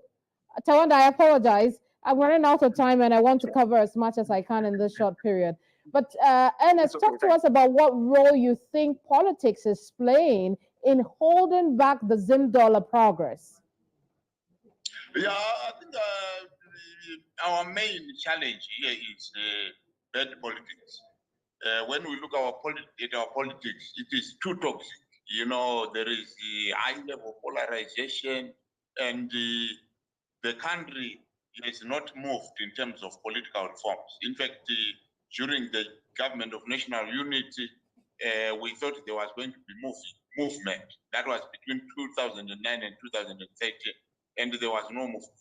So we have not yet much in terms of political reforms. And in fact, if anything, we are regressing politically. That is the problem. And the confidence is what is needed. And we are looked at by other countries as a country that is not democratic, a country that is infested by corruption, a country that is, you know, the home to the politics of the individual. So as long as we have that, then we are going to have problems. We have not reformed our institutions, as Proctor was saying there. Institutions, institutional reform is linked to politics. It's a function of the country's politics. And if our politics is not right, there is no way we are going to do the reforms of those parastatals, because at the end of the day, the parastatals may actually be benefiting a few individuals who are there to extract from the economy, notwithstanding what is happening to the common man. I see. Prosper, I want to come to you. We've talked about the macroeconomic impact. we've also looked at the microeconomic impacts, which is what I want us to dig down further on, the impact it would have on everyday Zimbabweans who are saying, I want the US dollar because my local currency is almost worthless at this point. For those who are still earning largely in the Zim dollar, those whose savings are still in the Zim dollar, my question to you is, how do they protect their money in such a very volatile currency situation? The only way of protecting or preserving your value when you are still earning a significant percentage of your income in Zim dollars is to convert that Zim dollar income into US dollars. I think that's the only way you can. That's why we have seen a huge demand for the United States dollars. It's because people are trying to preserve their value by purchasing those US dollars using their Zimbabwe dollars. But is that even possible? I mean, when you look at, for the people who are in the informal sector, you look at the US dollar, Zim dollar value at the moment, with $1 US, you know, at auction value, it's over $3,000. On power markets, I'm told it's getting it to 7,000 now. How do the ordinary Zimbabweans say that, you know what, I want to change my 3,000 Zim dollars, 7,000 Zim dollars to a US dollar for it to make sense? Tawanda, what are your thoughts about that? So this is what happens on a daily basis. Like the fact of the matter is people, to save money, they go to the US dollar. And also remember, Tosin, like these people, they don't only rely on income from work. They've got projects. People, and in the private sector or in informal business, they are selling in dollars. Like why would you sell in a currency which is not stable? So the answer to that also is, we are leaving probably people who are not the smartest people to go to the government jobs. We need to be like China. We need to be like Singapore, who attract talent in government. So they take the cream of the crop in their nation and reward them, and then they put them into high government positions, which are executive, and to make these decisions. So we've lost talent to the rest of the world, and left with less talented people who are just the remainders to make these decisions. So I see. with attracting talent in the executive, and we will get a breakthrough. So let's start having a very difficult exam to get into government. And then with that difficult exam, let's pay a lot of money for our executives in government. I see. And I want to move on to Ernest now. Ernest, you'd have the last word on the show today. It would seem that it would be nearly impossible to protect your Zim dollar value. If you earn in Zim dollar, you trade every day and you have the Zim dollar and you still take the Zim dollar. That is, if that is the situation. But here is the government, on the other hand, that is bent on ensuring that the US dollar is not used, at least on the official front. That is what it hopes to be happening, but it's not happening on the ground. What should the government be doing now to at least ensure that those who are still earning Zim dollars do not lose value over time? What can it do in the short term? Maybe let me just start by pointing out that the government policy is that of a multi-currency system, which means that officially currencies like the rand, the US, the pound, the British pound, and any other currencies that are workable can actually be used in Zimbabwe. That's the government position. So maybe coming to your question, what should government do? I think the government should take a lead in political and economic reforms. We are heading for elections in August. We should make sure that the elections are free and fair. We should do, as a matter of urgency, institute electoral reforms that will give confidence to our electoral system. Then moving forward, if we have had a free and fair election, we should then move on to embrace economic reforms. Economic reforms in the line of parastatal reforms, in the line of making sure that we have cartel laws, that is laws that will protect the common citizen from Very well. from cartels, from conglomerates, because we are tending to have conglomerates which are controlling value chains. Yes. Gentlemen, I'm afraid we'll have to leave our conversation here, but thank you so much for your time here on the square today. Prosper, Ernest, and Tawanda joined us from Harare, where the country is still grappling with the impact of the fall of the Zim dollar against the US dollar. Tough situation there for those in the informal sector, those whose assets are still in the Zim dollar. But we'll see what else the government puts in place this month and forward to try and salvage the currency. In the meantime, you mull about what you've heard here today. There's more to see on our YouTube channel. But right now, I'm out of here. I am Kemini Aman. Bye-bye.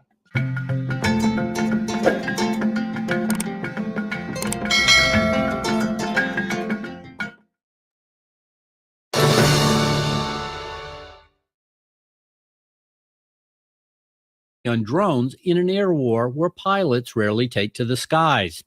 The U.S. aid includes another batch of small switchblade drones, which self-destruct when they crash into their target. The Pentagon also said it's sending systems to detect and counter the Russian drones, which often target Ukraine's electricity system. In this video, I'm going to be giving away $10 trillion to a random subscriber. Zimbabwe dollars, baby!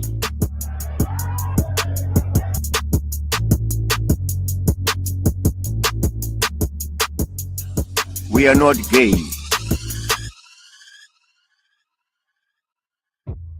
First, let's look at modern Zimbabwe. Sitting in the rump of Africa, Zimbabwe is made up of these borders and sitting at a population of about 15 million on this rather boring piece of land. The nation does not produce a whole lot of anything. How do they make their money then? For 2/3 of the country, they don't really. They just farm, usually at the sustenance level. That means they're self-sufficient, right? No nation is really self-sufficient, not even you. So the rest of the nation can trade to make up that difference. But wait, Zimbabwe is a landlocked nation. They need to get through both South Africa and Mozambique through these rivers in order to ship their goods off. That is unless they move it by train, still needing to rely on these two countries plus Zambia or Botswana now. And African borders are notorious for corruption, and usually a little extra side cash is given to the officer when crossing. Meh. Just think of it as a tariff. This all leads to Zimbabwe having one of the lowest rates of trading per capita on earth, and as you'll see later, they didn't keep great relations with any of their neighbors. Although if you included smuggling in their trade, the answer would be a lot higher. What could they possibly be smuggling? Marijuana? Meth? Heroin? Nah, more like flour, gold, and just a dash of cocaine. You might have heard it's because Zimbabwe is one of the largest gold producers on earth. I mean, it makes up half of their exports. Of course they produce a ton of it. But no, the gold production is relatively small with only about 30 tons produced a year. That's about the weight of a humpback whale, or a dead humpback whale, because they don't have any oceans in Zimbabwe. Real great exports, huh? What they do have instead is platinum, chromium, and some lithium. Mining is Zimbabwe's big thing. It's the whole reason it was colonized in the first place. Pretty much every other industry is too uncompetitive for Zimbabwe to fight even its neighbors in. So they export things like gold, diamonds, nickel, and some tobacco for good luck, and import things like everything. At least everything you need for a modern country. Food, energy, chemicals, vehicles, clothes, industrial supplies. I don't want to go on, especially since they still barely import anything. This low level of trade makes them so vulnerable to swings in the domestic market, which means if times are good, they're pretty good. And if times are bad, they get worse than most other nations do. They can't minimize any shocks with outside trade. Let's get to the blunders then. First mistake, these guys. Look how friendly they are. Just imagine being posted up with the boys in a foreign land. Only one issue, there are still these fellas living here, the Ndebele. So by the 1880s, there was an old African standoff. This is basically how it went. The British said, I want this land. Then the Portuguese came in and said, I want this land. Then the Boers came too and said, I want this land. And the Ndebele said, what the hell? This is my land. So the British told the king they'd give him guns and money if they could mine on the land. And after some thinking and debating, he said, you know what? Screw it. What's the worst that could happen? Except the British didn't actually own this land. One guy named Cecil Rhodes did, and they didn't believe in him. God did. Because now all of this land is called Rhodesia, and he's ruling with his divine right to take all the gold from his land. The mining operations actually failed at first, but they still set up some farms to tax food. Rhodesia was a couple of things. It was segregated, it was unequal, and it got a little more racist than the average late-night gaming talk. The whites ruled the economy, ruled the country, and ruled the land, seizing it from the native Africans, forcing most of them to live on reserves. Only one problem, though. Unlike these countries where the Brits came in such large numbers they dominated the country, the Brits were the vast minority in Rhodesia, about 50,000 around the 1930s compared to African numbers in the millions, leading to a country where a tiny fraction owned most of the farms, mines, businesses, land, and dollar bills. If you want to act like a pretentious political scientist, you could say Rhodesia was an exemplary case of extractive political and economic institutions set about by an external force for their ad interim growth. Or instead, you could say the Brits took all the nobelity's things to make some quick cash. Whether from heavy taxes placed on native production, HUD taxes on every house, or marketing boards set up who usually took a little bonus for their hard work, Rhodesia was more unequal than a Nike sweatshop in Bangladesh. And as World War II started causing hundreds of thousands of natives to move to the cities for fancy new manufacturing jobs, tensions only rose between the two groups. The 1950s and 60s saw a rise of militant anti-government groups like the ZAPU and the NDP. This NDP, not the Canadian one. As the groups grew and people kept urbanizing, there were open calls to get rid of the Rhodesian system. And when Nyasaland declared independence in the 60s, and then Northern Rhodesia did too, both under African rule, the South wanted to join the party and declared independence from the UK in 1965, instead under a white minority rule. It was inevitable. The British Empire was seriously declining and the UK was distancing itself from them. But right after, boom, the Rhodesian Bush War started and lasted for 15 years. No, not that kind of Bush War. It was the Rhodesians versus the Zimbabweans, aka whites versus blacks. It obviously caused destruction, countless deaths, and embargoes. So when the war was over, won by the ZANU-PF party, the new Zimbabwe was one of the most broken places on earth. Luckily, there was one man who promised to fix Zimbabwe, Robert Mugabe. The leader of ZANU-PF. Just kidding, guys. This man had no intention of making Zimbabwe a better place. Right after taking over, he killed about 20,000 political opponents and he got rid of the Rhodesian Senate.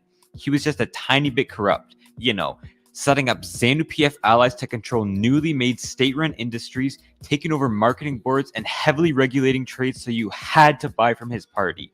One could call him a businessman doing business, but many others prefer the term crook.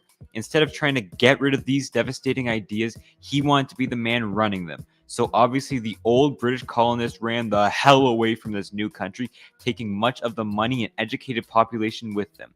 Some stayed. They still had farms, mines, and childhood memories here after all. Plus, any type of foreign investment that wanted to come back to Zimbabwe was shooed away. ZANU-PF wanted to fix the nation all by itself. So any independent Zimbabwean businessman trying to start up a shop selling, I don't know, plastic lids, couldn't from the heavy subsidies given to ZANU-PF-led industries, high costs from the lack of imports, and repression for genuine fear of ZANU-PF power being questioned. By the 1990s, this economic system failed, though. After the Soviets collapsed, it wasn't really cool to have a command-based economy anymore, so they accepted loans from these guys to start a journey to the free market. No, said the ZANU-PF supporters, who were the ones controlling all the state-led industries and getting a pretty nice paycheck for their work, so they protested, and unrest continued throughout the 1990s. During that whole time, there was an idea, a break in case of emergency type idea. What if we took all the land from the white farmers and gave it to black farmers? Nah, that's too crazy, and the debate died down. Until 1998, and Zimbabwe went to fight in the Second Congo War, mainly to protect Mugabe's investments in the country. Turns out that was an incredibly unpopular move, and countries cut their aid to Zimbabwe, they cut trade, they cut political ties, and most importantly, their old pals South Africa did all of this too. They were a pariah on the world stage, and it led to deindustrialization, riots over rising food prices, war veterans demanding land, and defaulting on their loans in 2000. The 2000 election in Zimbabwe was one full of violence, fraud, and likely the most important in its history. ZANU-PF won by only a slight margin with a little help from some certain gunmen. So why not gain some popularity and maybe try that idea out? By 2000, the government started seizing white-owned land to give to the war veterans, but let's be honest, to ZANU-PF elites too. Over 3,000 of them in total, and I think this graph shows the state of the economy best. Before 2000, growing, somewhat stable. After 2000, it really took a nosedive. Imagine you lived your whole life in the city and then I grabbed you and threw you on this piece of land and said, "Farm, boy."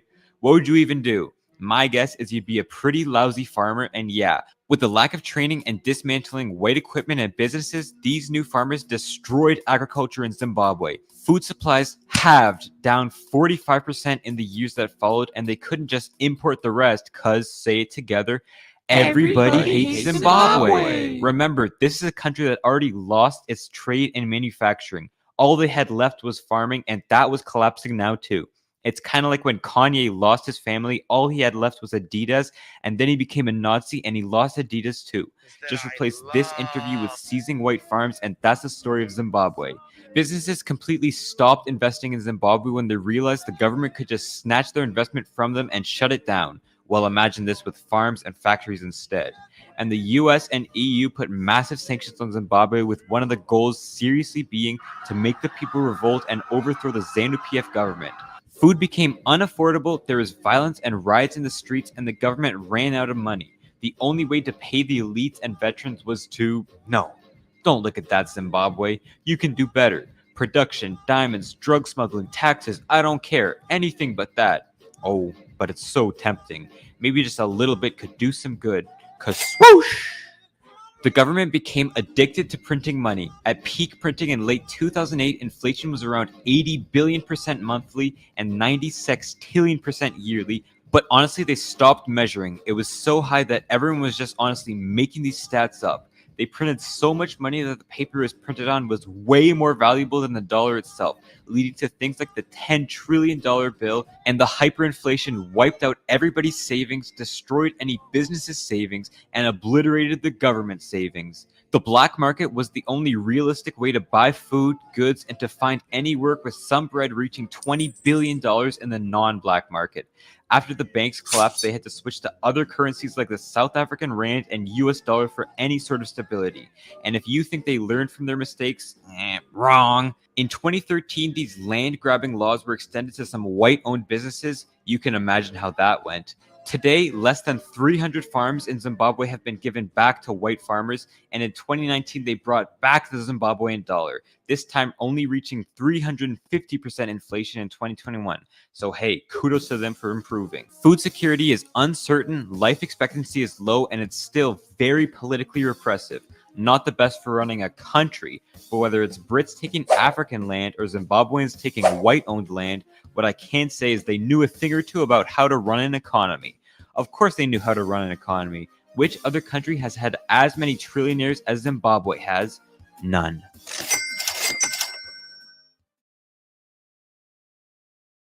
Welcome to South Africa. Here it is in all its beauty and diversity. Wait, oh no! I dropped it. It's broken now. I mean, that's not too big of a surprise. It was always the most broken economy on Earth. What do you mean by broken? Well, just so no one gets mad at me in the comments, I mean broken by South Africa having the highest statistical inequality out of any country on Earth, at least according to Gini's coefficient. It is so unequal that the richest 10% of South Africans own around 80 to 85% of the country's wealth, and that's generally not good for a country. But come on, guys, the US also has a high inequality, and it's still one of the richest countries on the planet. So let's zoom out to get a broader view of South Africa's overall economy. GDP stagnating since 2010. GDP per capita has fallen since then too. Hunger is rising. Inflation is actually fairly low, but we should expect that when unemployment is extremely high. And of course, the massive inequality does no justice. Over half of their exports are dirty. In this video, I'm going to give... Who do you think will be the first trillionaire? Will it be Tesla CEO Elon Musk, or perhaps Amazon founder Jeff Bezos? As it turns out, these billionaires are actually way behind the ball. As early as 10 years ago, there were already millions of trillionaires in the small African country of Zimbabwe. Of course, a trillion Zimbabwean dollars won't buy you much. You'd be lucky if it can get you a full loaf of bread. Today, we're looking at the episode of hyperinflation in Zimbabwe in 2008, which devastated the once thriving economy and destroyed the wealth of millions of citizens. To understand the hyperinflation of Zimbabwe, we first have to understand the country's history. Zimbabwe is a country in Central Africa, home to some of the world's most beautiful scenery. The Victoria Falls, which is the tallest waterfall in the world, sits at the border of Zimbabwe and Zambia. Originally colonized by the British Empire, Zimbabwe finally achieved independence in the 1980s. Throughout the 80s and early 90s, Zimbabwe was off to a good start and it looked like they were on a long path to prosperity. The favorable climate made it an ideal place to grow crops such as wheat and tobacco, which they exported in large quantities.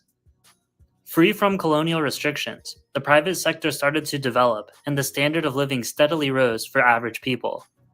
However, in the early 1990s, Zimbabwean President Robert Mugabe made some fateful policy errors which sowed the seeds for the country's eventual hyperinflation and economic collapse.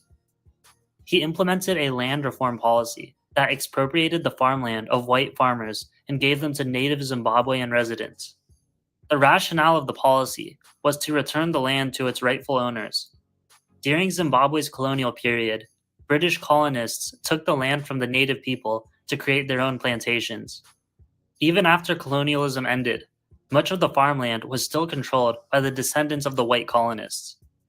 However, the land reform had some severe unintended consequences. The native farmers who took over the land often had little experience and lacked access to advanced farming equipment. Furthermore, the land reallocation program was subject to rampant corruption. Much of the land was given to political allies of Mugabe, even if they did not have the ability to properly farm it. The results were catastrophic. Without proper know-how, food production started to decline by double digits, and there were frequent food shortages. Tobacco production, which had been an important driver of exports, also suffered large declines. With exports diminishing, the Zimbabwe dollar started to depreciate rapidly against foreign currencies, causing prices of imported goods to increase.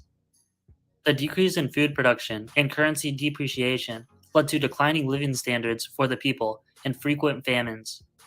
But despite these issues, the country was not yet experiencing hyperinflation. This would only come later. In 2001, the Second Congo War broke out, with rebel forces trying to unseat the existing government in the country. The war was one of the most deadly the continent had ever seen, with more than 5 million deaths by the end. Zimbabwean President Robert Mugabe was a political ally of the Congo government, so sent military forces to help them fight the rebels. At the peak, he sent over 12,000 Zimbabwean troops to the Congo and invested heavily in state-of-the-art war equipment. The Congo War was a bloody affair with intense guerrilla fighting and jungle warfare. After 2 years of involvement, Mugabe gave up and ordered his forces to return home. The war cost a lot of money, and the country's meager tax revenues were not nearly enough to fund it. In order to pay soldier salaries and purchase equipment, Mugabe resorted to printing money. This would be the start of the hyperinflation. By 2001, inflation had crossed the triple-digit milestone, with consumer prices increasing 112%. Retirees' savings were wiped out, and the majority of the population was forced into abject destitution. The inflation caused the Zimbabwe dollar to depreciate, making foreign goods extremely expensive. This was a problem for Mugabe because he relied on foreign imports to buy military equipment and other essential goods for government operations. Instead of reforming monetary policy to reduce inflation, Mugabe decided that to solve the problem, he would just print even more money. Even if foreign import prices go up, the government can still always afford to buy them by printing the money. The government continued to print money at a faster and faster pace. By 2006, the rate of inflation was beginning to reach the point of absurdity, with prices rising 1,281%. When inflation becomes so high, it becomes difficult to make daily purchases.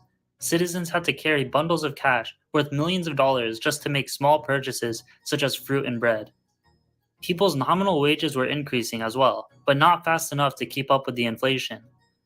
You might receive $1 billion for your weekly paycheck, But by the end of the week, prices had risen so much that the $1 billion now becomes almost worthless. By the mid-2000s, hyperinflation had become a major problem. With prices rising so fast, it became almost impossible to make any investments or long-term planning.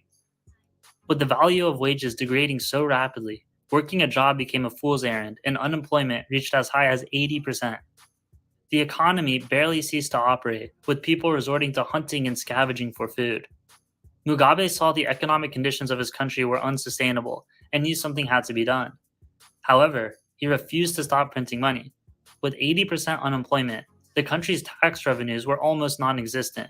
The only way the government could fund its operations was by printing more money. So he thought of a simple solution. He just outlawed inflation. It became illegal for a store or a food market to raise the prices of their goods. He went as far as even sending some bakers to jail for 4 months for the crime of raising bread prices. Obviously, this policy was a complete disaster. With stores unable to charge fair market prices, they had no way of making any profits. They did not have the money to purchase goods to stock their shelves, and there were widespread shortages of essential items. Within a few months, the price-fixing policy became obviously unworkable, and Mugabe was forced to abandon it. By 2008, inflation had increased so fast that it had to be measured in scientific notation. The estimated inflation rate for 2008 was 2.315 times 10 to the ninth power. Prices were sometimes increasing tenfold on a daily basis. It had gotten to the point where the Zimbabwe dollar was basically a useless piece of paper. To make calculations easier, the government started issuing notes with higher and higher denominations. They started with $1 million notes. When those became worthless, they moved to $1 billion notes. And finally, they started issuing the infamous $100 trillion note. By 2008, the government was creating $170 trillion every week. They were printing money so fast that they would frequently run out of paper for new bills. But the people had finally had enough.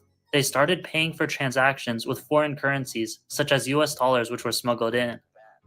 People without access to foreign currencies resorted to old-style barter systems where they would trade livestock and clothing items with each other. Mugabe's infinite money printing experiment had finally failed. No matter how many $100 trillion bills he printed, they could not buy him anything because nobody would accept them as payment anymore. In 2009, Mugabe finally threw in the towel and stopped printing money. The people were now allowed to use foreign currencies such as the US dollar or Chinese yuan to make transactions and pay taxes. With the US dollar being the currency of transaction, people finally had the confidence to go back to work and start selling goods in markets. With the newfound stability, the economy slowly started to recover. In 2008, Zimbabwe's GDP per capita fell to a trough of $347 per year, or less than $1 per day. After they abandoned their own currency and started using US dollars, the economy recovered rapidly, with GDP per capita quadrupling to almost $1,500. The tale of the Zimbabwe hyperinflation is a cautionary tale of what can happen if you leave the money printer on for too long. Alright guys, that wraps it up for this video. What do you think about the Zimbabwe hyperinflation? Do you think anything like this could ever happen in the US? Let us know in the comments section below. As always, thank you for watching and we'll see you in the next video.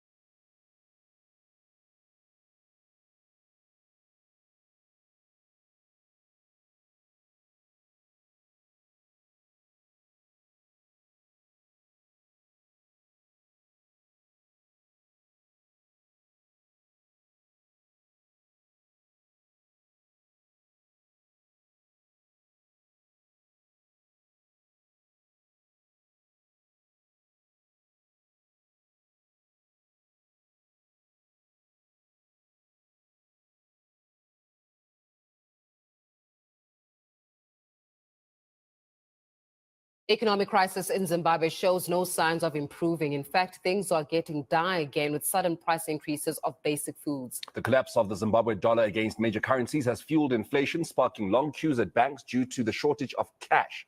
Businesses and economists say that's the reason why the country is experiencing this latest crisis. Coming out of Harare for us is ENCA correspondent Pindai Dube. Long winding queues are visible at most banks in central Harare due to shortage of cash. Prices of basic commodities in supermarkets have shot up by more than 100%. Mari kutotirwadza kutaura chokwadi nemararamiro atiri kuita muno muzimbabwe ari kurwadza zvese mapuraisi zvavo mashopu chaimo kungozvita kungoshanda kuita kunge mhuka. This Harare resident is forced out of her home to queue for cash. Unotonzwa makumbo nekutomira iwe uchitorwara bp kudai ozvimba makumbo ukauzoti ndine bp havateerera vagamuchira. Confederation of Zimbabwe Retailers laid the blame squarely on the fall of the Zimbabwean dollar. The supply chain is self-re-dollarized, just like the rest of the market, against a depreciating local currency. So if you look at these prices in local currency, they've been going up much faster than they've been in United States dollars. Most of the prices in United States dollars are stabilized and even some going down. With general elections fast approaching, the ruling ZANU-PF says price hikes are an economic sabotage. It is surprising that it happens at a time when the president has announced the election date. All along, we have not seen an increase in prices like what has happened now. So we are surprised, we are worried, and would want to go deep into finding out what is the real cause. The Zimbabwe dollar is currently trading at around 10,000 Zim dollars against $1 US on the black market, and 5,500 Zim dollars to the US dollar in the official market. Pindai Dube, Harare. The Zimbabwe Nomination Court has received nomination papers for aspiring candidates from different political parties. And this is ahead of the general election planned for August. Economic crisis in Zimbabwe shows no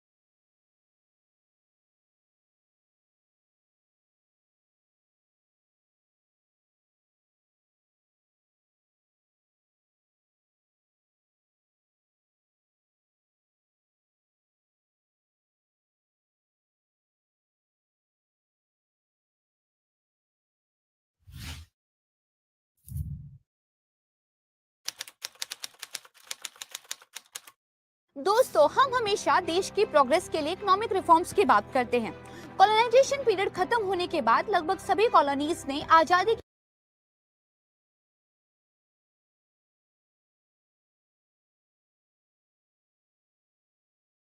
Businesses go back to normal trade after the festive season. Rising food and inflation are likely to lead to thousands of starving citizens in Zimbabwe.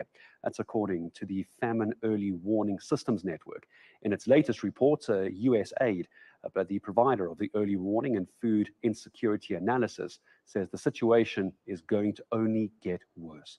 So with the latest from inside Zimbabwe, here's ENCA correspondent Pandai Dube.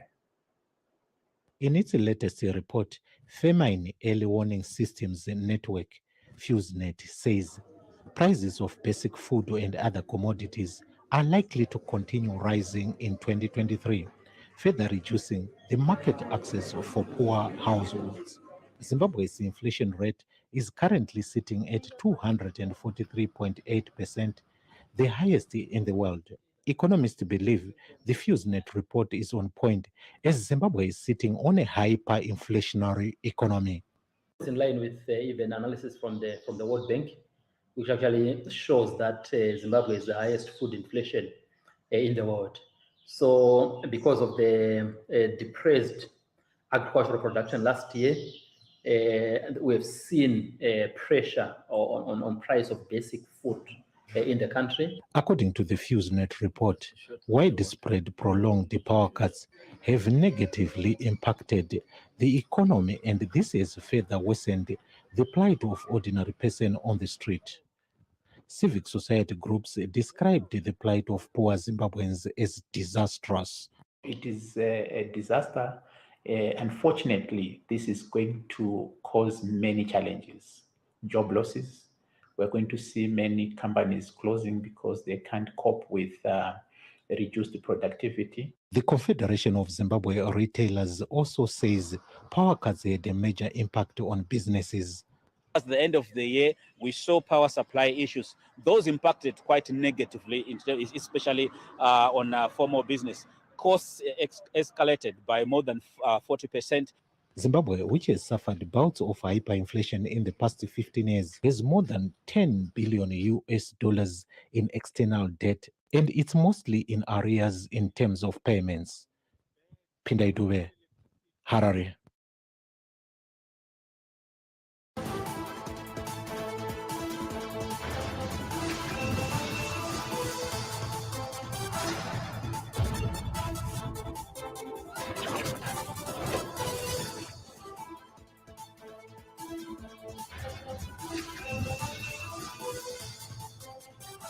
As learners across the country return to schools this week, some Zimbabwean parents who are holders of the ZEP permit have expressed concern about the future of their school-going children in South Africa.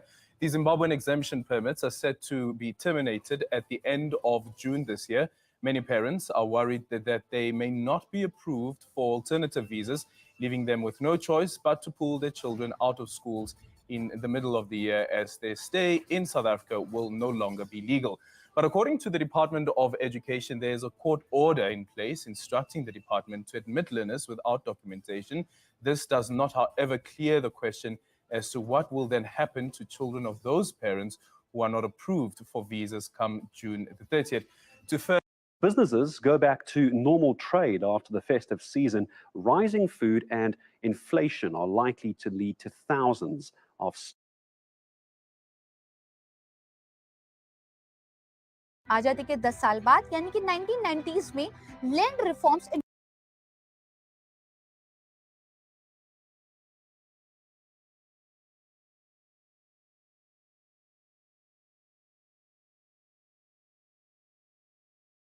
of Queen Elizabeth II's funeral on Monday. Zimbabwe war veterans who fought in the country's liberation struggle from British colonial rule in the 1970s now want the new king's attention. The Zimbabwe National Liberation War Veterans Association wants King Charles III to help their country by scrapping targeted sanctions imposed by the West 20 years ago.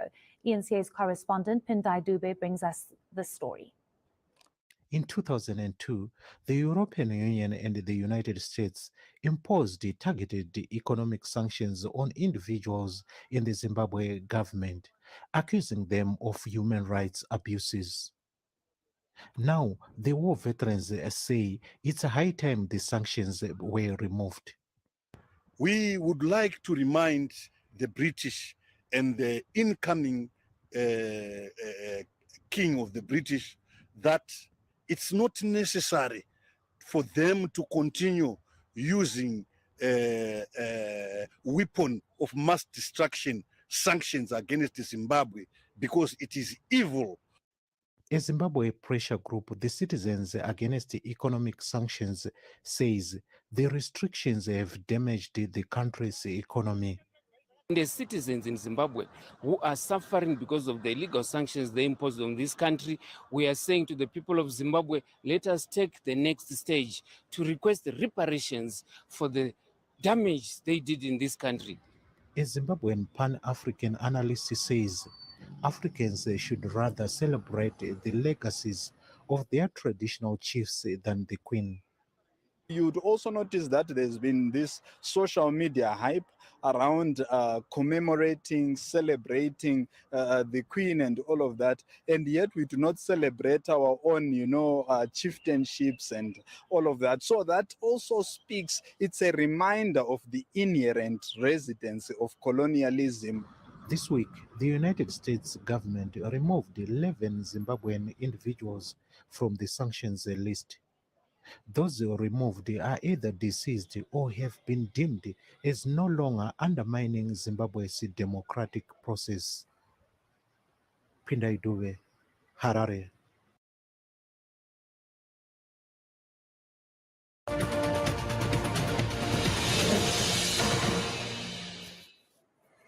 Zimbabwe's economic problems seem to be worsening. The fallout from the Ukraine invasion, a plummeting local currency, and government interventions are all contributing to the skyrocketing cost of living there.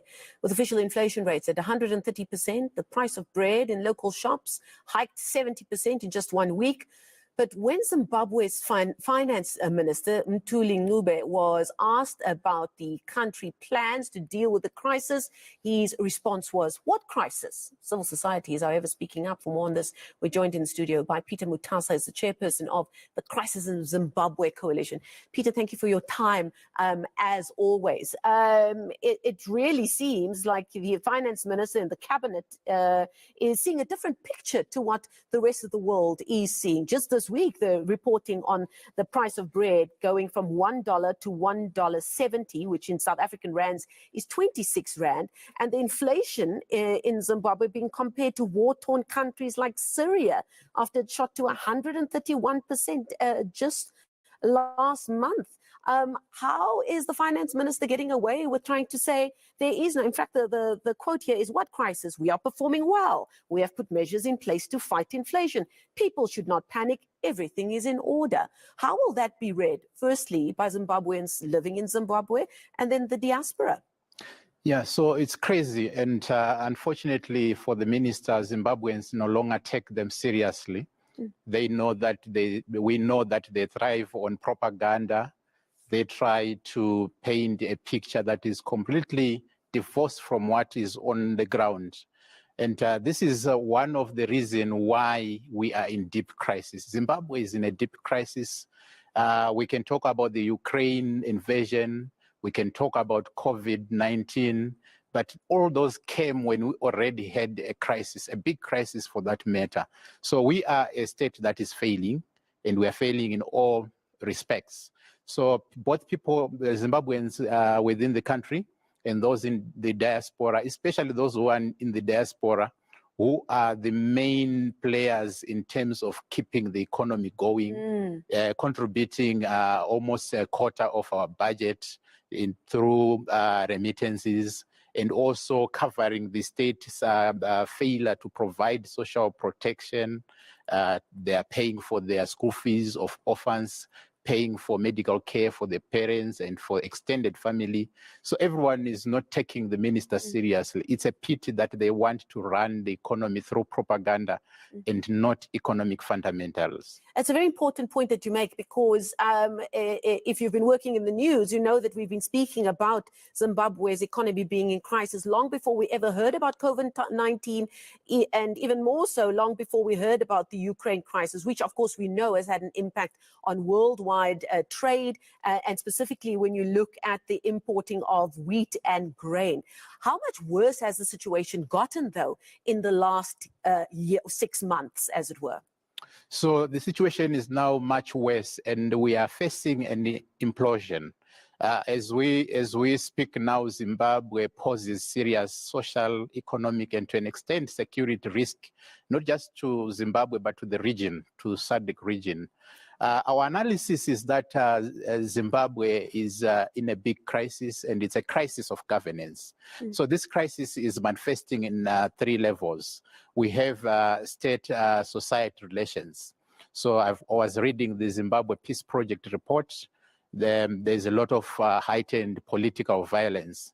Just in May, 195 people were attacked by the ruling party ZANU-PF, according to the ZPP report. And in April, 163. As we speak here, More Blessing Ali, an opposition supporter, Triple C supporter, is missing. People saw her being attacked by non-ZANU-PF people, and she has been missing since 24 May up to now. The police issued a funny report, a statement, press statement, that no, it's a domestic affair. But even if it was a domestic affair, there's a person who is missing. The police constitutional duty is to ensure that people are secure. They should be investigating that. So we are seeing a lot of shrinking democratic space. They are closing all democratic space. They are closing all dissenting voices. People are threatened for speaking truth to power. We are seeing the government bringing colonial laws that we never imagined will come back in an independent state. Patriotic bill. What we are doing here may be criminalized if it passes. I will not be able to speak to the foreigners, according to them, about the situation back home. We have the private voluntary organization bill that seeks to curtail the freedoms and freedom of association of the civil society organizations. Everyone is under attack politically. Economically, we are also seeing poor governance of the economy, and there's a crisis of governance as relating to economic relations and livelihoods. If I could just come in there about the economy, because there's a lot of talk and calls for a government to abandon the Zim dollar and adopt the US dollar, which of course the finance minister is quoted saying it will have a nasty effect on the economy. Now, if there's almost nothing left of the economy, how much nastier can it get? What is your opinion on what direction he should take in that regard? There's no doubt the economy cannot be commanded by politics. The economy is determined by economic agents, and the economy is self-dollarized. The basic purposes or functions of money are no longer tenable to the local currency. You can't keep it as a store of value. You can't use it for transactions. People are not accepting it. Yeah, because they're taxing purchases made with foreign currency now as well. Yes. Try and make it even more difficult. Is there a way of you to paint us the picture of what the average Zimbabwean's life is like? If you look at the inflation rate reaching 131.7%, here in South Africa we say, oh, hyperinflation. What does hyperinflation actually look and feel like to an average Zimbabwean, especially those that perhaps do not have a family member living abroad who can send them money and keep their family afloat, as so many in the diaspora are doing? Yeah, so those who are in power, they are maintaining the Zim dollar because it gives them arbitrage opportunities. They can go and get US dollars and offload them on the black market. But they are robbing the farmers, they are robbing the workers. So, for example, the minimum wage for a domestic worker that was gazetted last month, it's only equivalent to 300 rands for working for 30 days. The minimum wage for those who are in industry and commerce, it's only equivalent to 750 rands for working for 30 days. It now makes economic sense for a teacher, for a doctor, for a nurse, radiographer to leave work in Zimbabwe and come here and be a domestic worker. They will earn much more because a doctor, a teacher, they are earning less than 2,500 rands, a medical doctor. So salaries have been eroded. People on pension who have worked for 40 years, they are getting a pension of 450 rand, equivalent to 450 rand for working for 40 years. Even as professionals? Professionals. These are professional civil servants, people who are receiving pensions. it makes no sense for you to get a bus to go and withdraw the check, because the pension is now worth almost $20, which is almost 300 rands. So that is not sufficient for you to go and withdraw the pension check. People are sleeping hungry. Families are now having 1 meal a day. If you have 2 meals, lunch and supper, you are much better. But some are just having supper and sleep. And school children are dropping out of school. If you fall ill, you go to the hospital. The hospital has no medicine. You can't afford the user fees in the hospital. So people are dying in their homes. And it is a dire situation. That is why people are braving crossing Limpopo, crocodile-infested Limpopo and Zambezi, and risking their lives, and some are dying to try and eke out a living in South Africa or in Zambia or Botswana. Peter, we're running out of time, unfortunately, but if I could ask you, it's a very difficult question because I'm sure the answer is many-fold.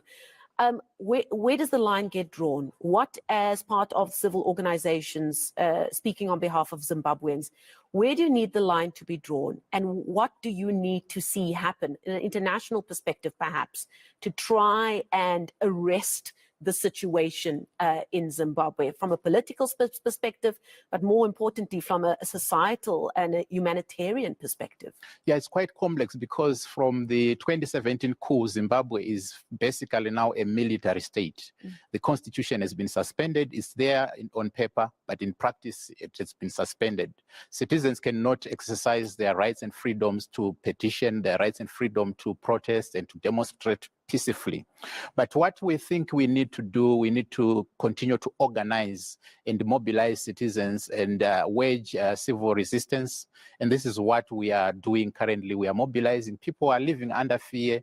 It's a government that can shoot to kill people in broad daylight and using the military. It's a government that can get into homes of people, dragging people, shooting people, as we saw in January 2019. So it's a difficult environment for citizens. They are closing all spaces. So we are asking the international community, SADC, for example, South Africa, Zambia, Malawi, that they need to resolve the Zimbabwean crisis because it's a risk for all of the region.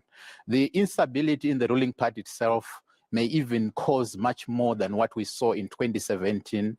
But above all, the instability in Zimbabwe is going to add more pressure in the neighboring countries. So we want SADC to intervene and try and find how it can knock sense into the authorities in Harare and ensure that we do not have another disputed elections. We are going to, for the 2023 elections, nothing has changed. The police remains partisan. Traditional leaders are using food aid to buy votes on behalf of the ruling party. The institutions of states have been captured. You can't run to the police. You can't run to the judiciary. They are partisan. No safe spaces whatsoever. So we are heading to an election that we think is going to be bloody. The ruling party is definitely going to be more violent, as we have already seen it. People have died for attending opposition rallies. People are being abducted in their homes for supporting the opposition. Civic space is closed. So if we head to that election, 2023 election, without intervention of SADC, without SADC enforcing its guidelines on democratic elections, without SADC enforcing its findings of the 2018 reports and ensuring that those gaps that it picked have been put right, then we are going to see worse than we saw in 2008 elections. Okay, thank you so much for coming in. Peter Mutasa is the chairperson of a Crisis in Zimbabwe Coalition. We thank you for your time this evening and for sharing those everyday experiences of the average Zimbabwean as they head into another year where we will see an election next year is when it's scheduled to take place.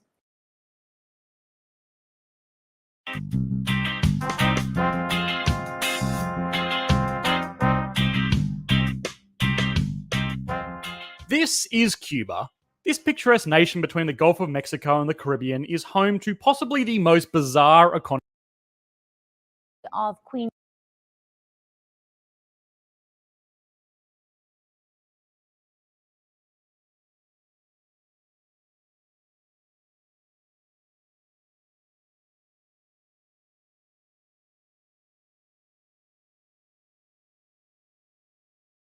The Zimbabwean government reintroduced its own currency back in June 2019 and had queues of people waiting outside the bank when the new notes were due to be released in November.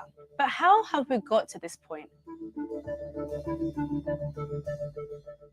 After a controversial land reform program in the late 1990s, Zimbabwe experienced a sharp agricultural decline. The situation was made worse by costly participation in the Congo War in 1998 and sanctions against Robert Mugabe's government in 2002.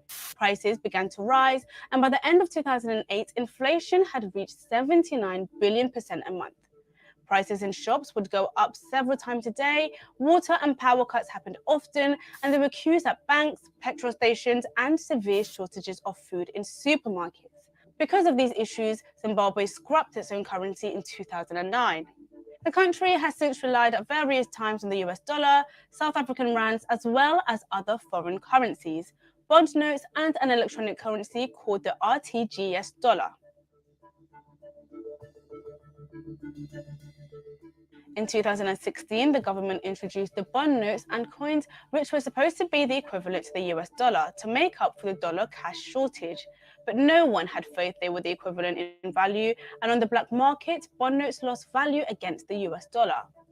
RTGS stands for Real-Time Gross Settlement, a phrase which is familiar to Zimbabweans who have been using them to describe money that has been electronically transferred into their bank accounts. The issue with using foreign currencies is that they each have a different exchange rate, meaning that customers will sometimes charge different prices depending on what they were paying with. So the central bank banned their use in June 2019. The RTGS dollar was supposed to bring together bond notes, debit cards, and mobile money payments to make sure that they were all worth the same. The government eventually gave up on the idea that bond notes and US dollars have the same value, saying that the value of RTGS dollars would be set by the market.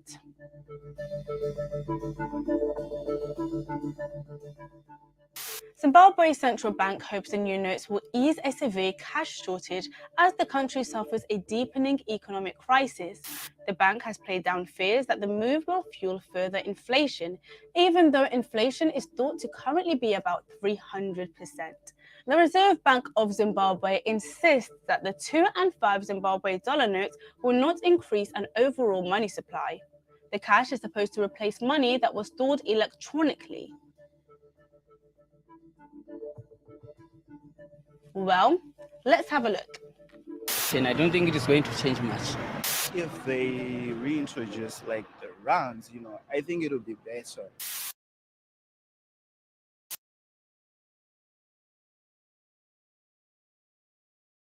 This video is sponsored by Ting. Start paying only for the data you actually use and get $25 off with the link in the description. Life in Zimbabwe has never been easy. Since its independence, the southern African country has seen factional violence, international sanctions, and rampant political instability. But in the mid-2000s, it lost something even more fundamental: its currency. Surviving meant waking up as early as 2 in the morning, trekking to the nearest ATM, and then waiting in line. On a good day, you'd be able to withdraw the equivalent of about $1 or $2 US, the maximum allowed by the government. Or you might find, after losing sleep and waiting for hours, that no more money was left. That's because around 2007, Zimbabwe experienced the second highest inflation in history, after post-war Hungary. It's hard to know exactly how bad it got, as the government stopped reporting numbers after 100,000% inflation, when a loaf of bread cost 30 billion Zimbabwean dollars. Employees stopped going to work when their annual salary wouldn't even pay for their bus ride home. And vending machines were put out of service, unable to hold the billions of coins that a single can of soda would cost. To keep up, the central bank kept printing bigger and bigger banknotes. $1 million, 100 billion, and finally 100 trillion, worth a whole 40 US cents. So how did Zimbabwe get here? And how did this devastating economic crisis help launch Africa's financial technology revolution? Zimbabwe is home to the largest waterfall in the world, Victoria Falls, over twice the height of Niagara, and whose tumbling water can be heard 40 kilometers or 25 miles away. Further south are the intricate stone ruins of an 11th century palace city. and savannas everywhere in between hold Africa's Big Five: lions, leopards, elephants, buffalo, and rhinos. Unfortunately, few will ever get to see these wonders. Because, in addition to being blessed with natural beauty, Zimbabwe is also cursed with an abundance of gold, platinum, coal, and diamonds. All things which led Cecil Rhodes of the British South Africa Company to invade the land with a newly invented Maxim gun at the end of the 19th century. The company-run territory was almost entirely governed and exploited by the tiny white minority. Years later, two rival factions emerged: Zimbabwe's African People's Union, supported by the Soviet Union, and the National Union, backed by Mao's China. In 1980, Zimbabwe gained its independence and the National Party won its first election. Almost immediately, with the spirit of nationalism strong, leader Robert Mugabe began doing what all good dictators do: consolidate power. His army, trained by North Korea under Kim Il-sung, began murdering dissidents. He granted himself the power to dissolve parliament, declare martial law, and removed all term limits. Mugabe's authoritarian rule lasted 37 years, just 4 short of Africa's record, and teemed with corruption. He once accidentally let slip that his opponent had won 73% of the vote in the last election before quickly correcting himself. This insatiable thirst for power had more than political consequences. In 2000, his government began forcibly seizing land from white farmers for redistribution. Officially, the goal was to correct for the country's unjust colonial past. In reality, the policy helped him buy political support. The effects were devastating. The new farmers usually had little or no experience and sometimes no interest in agriculture. From 2000 to 2009, total agricultural output was cut in half, with some farms producing only a tenth as much as before.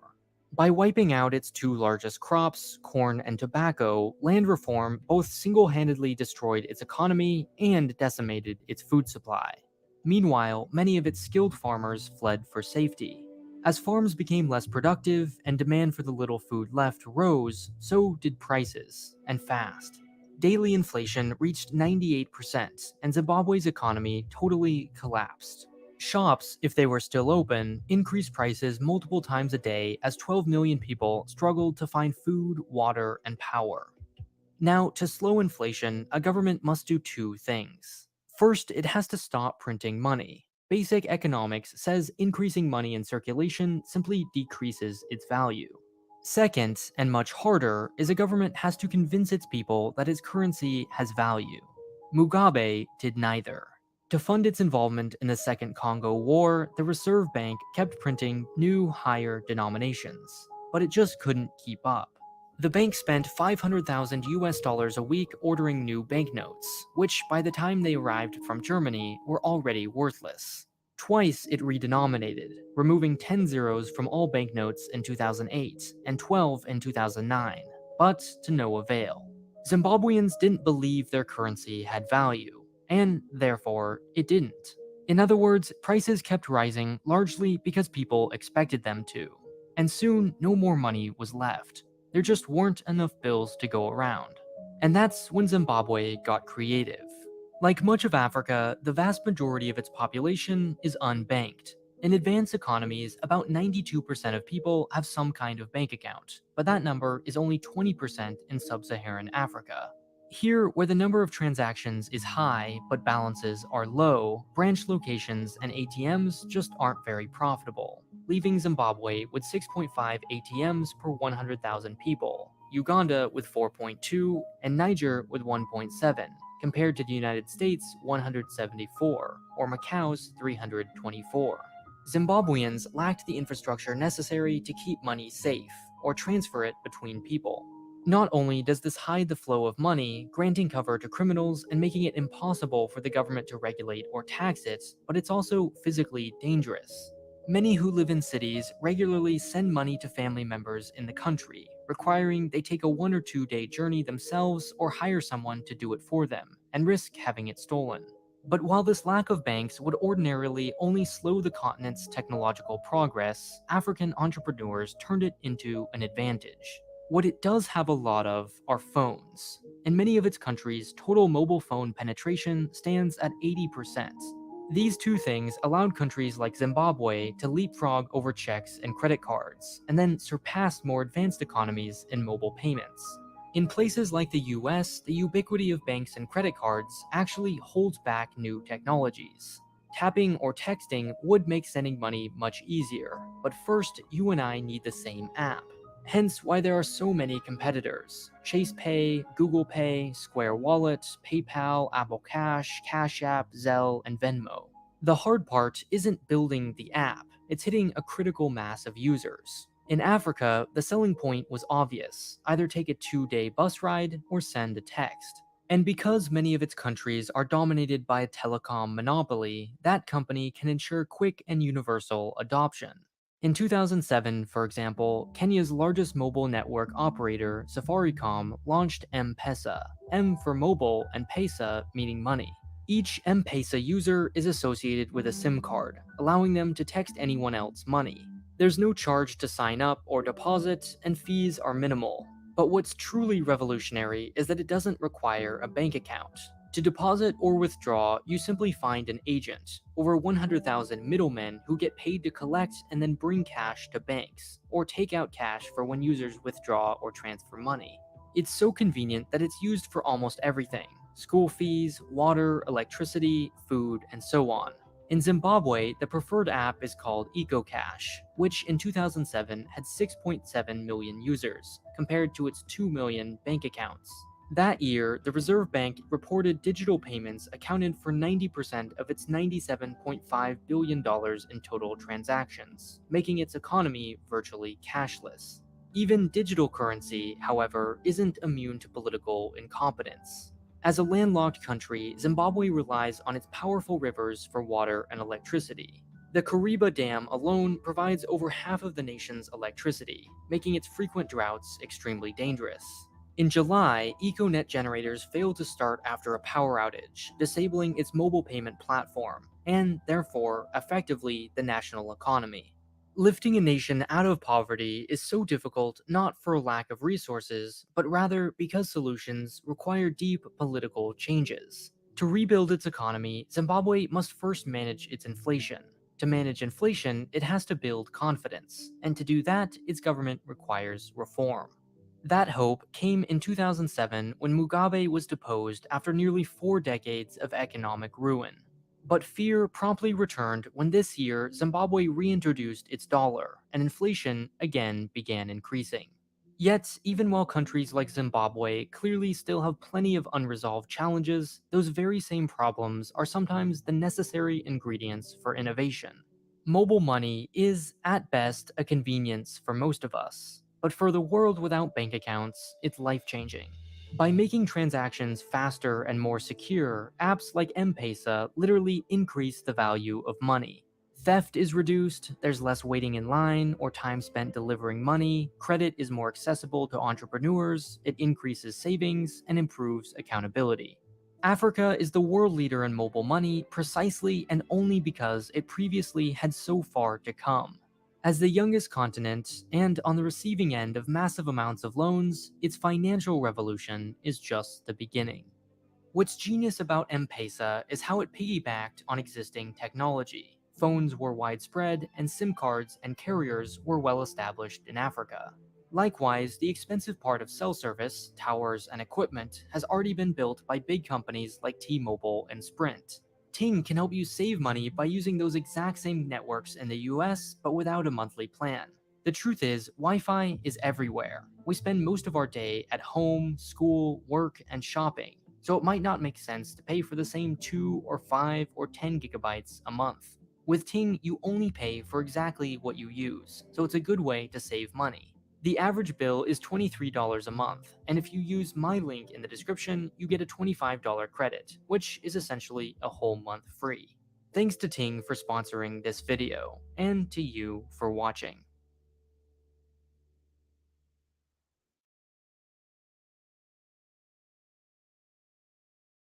Imagine you go to the supermarket and a loaf of bread costs $200 billion. Unbelievable, but actually real. This video is sponsored by The Zimbabwean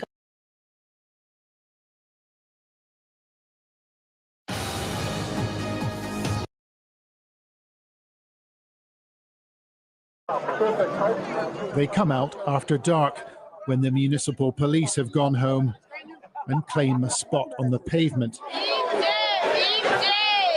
Because it's the only way to make a living in Zimbabwe. We're struggling.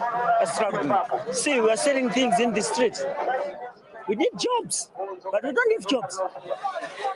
Faced with an unemployment rate of 90%, this country has become a nation of street vendors, with vegetables from the garden and the sugar and the coffee smuggled in from abroad. Things are going worse and prices are changing daily. On daily basis, prices are changing. Food in the supermarkets and in the shops is just too expensive, and in many cases people can't get what they need. So business in this country has moved to the streets, and you're looking at the business of survival here. As the public desert the real economy, this man's trying to prevent its imminent collapse. Emerson Mnangagwa inherited rampant inflation, food shortages, and crippling government debt after deposing autocrat Robert Mugabe last year. And he's asked Mthuli Ncube, a former lecturer at the London School of Economics, to sort it. One needs a package to be put together, build confidence, external confidence, in terms of arrears clearance.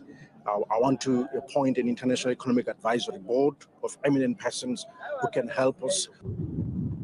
The minister needs help, but he won't get it here. Zimbabwe's farmers used to drive the economy, generating wealth and mass employment. But the land is less productive than it was. Kennedy Banda was given a share in this property after it was seized from white farmers in 2000. How many hectares of wheat have you got planted? Right, this is 32 hectares. But he says he couldn't farm it on his own. The government provides him with seeds, fertilizer, and tools through a special program. Everywhere you go, government should subsidize agriculture, because there's no way with the prices of fertilizers and to break even, it will be very, very difficult. The problem is, Zimbabwe can't afford to support 600,000 smallholders. The fact is, the government is basically broke. It doesn't have any money. They have got to support agriculture. Government has got to support agriculture. There's no choice. There's no choice, as I see it.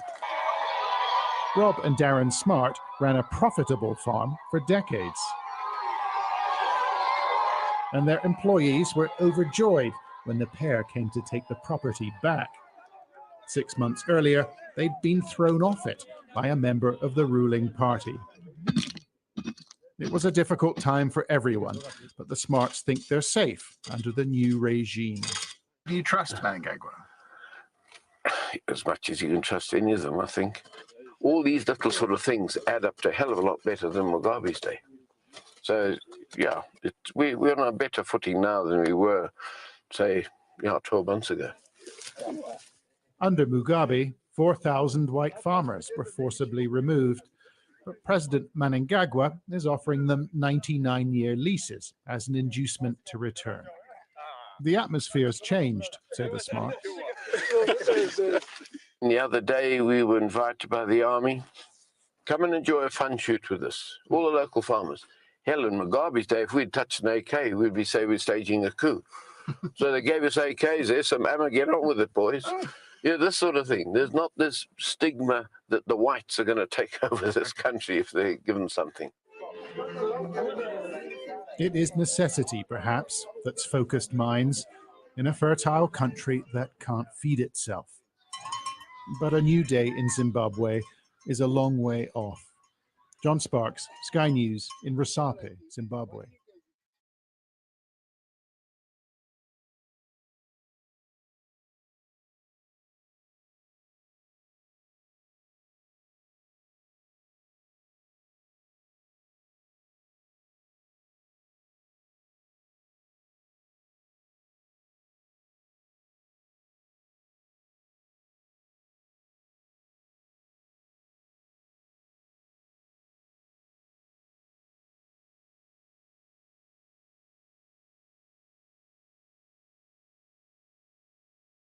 5%, and their currency $100 trillion. That's one followed by 14 zeros. That is Zimbabwe's biggest denomination note from 2008. That year saw Zimbabwean hyperinflation hit one of the highest levels in history, with the Zim dollar essentially not even worth the paper it was printed on. Now, inflation is down to 200%, still one of the highest rates in the world. Zimbabwe's central bank is introducing gold coins as a hedge. It says to reduce the need for US dollars and curb those runaway prices. So will the bank's plan work? We'll get expert analysis on that in just a moment. But first, DW News Africa's Privilege Mushanyeri filed this report from Harare. Zimbabwe's new gold coin is named after the country's world-famous Victoria Falls. The Reserve Bank is billing it as a magic bullet in the fight against the country's inflation problems. The central bank's head says the aim is to provide Zimbabweans with a safe store of value and reduce demand for US dollars. Many here prefer the greenback to the weak local dollar, which has lost more than 70% of its value this year.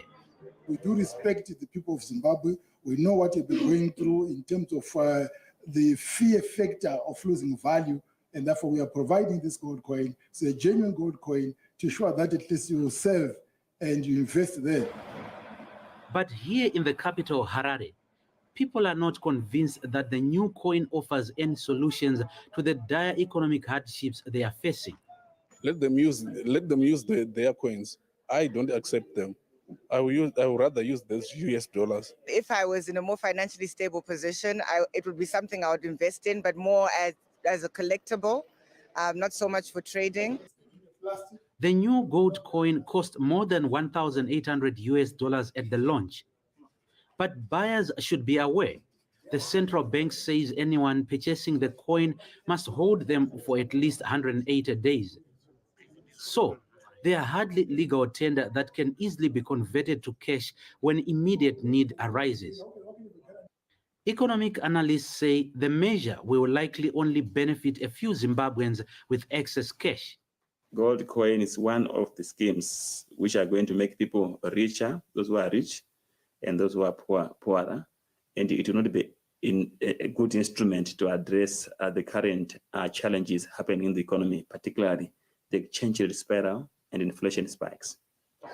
Prices of basic commodities have skyrocketed and are further eroding confidence in any monetary and fiscal policies that the government has tried to introduce. With many people living hand to mouth, the government may have a hard time convincing citizens to exchange their greenbacks for gold discs.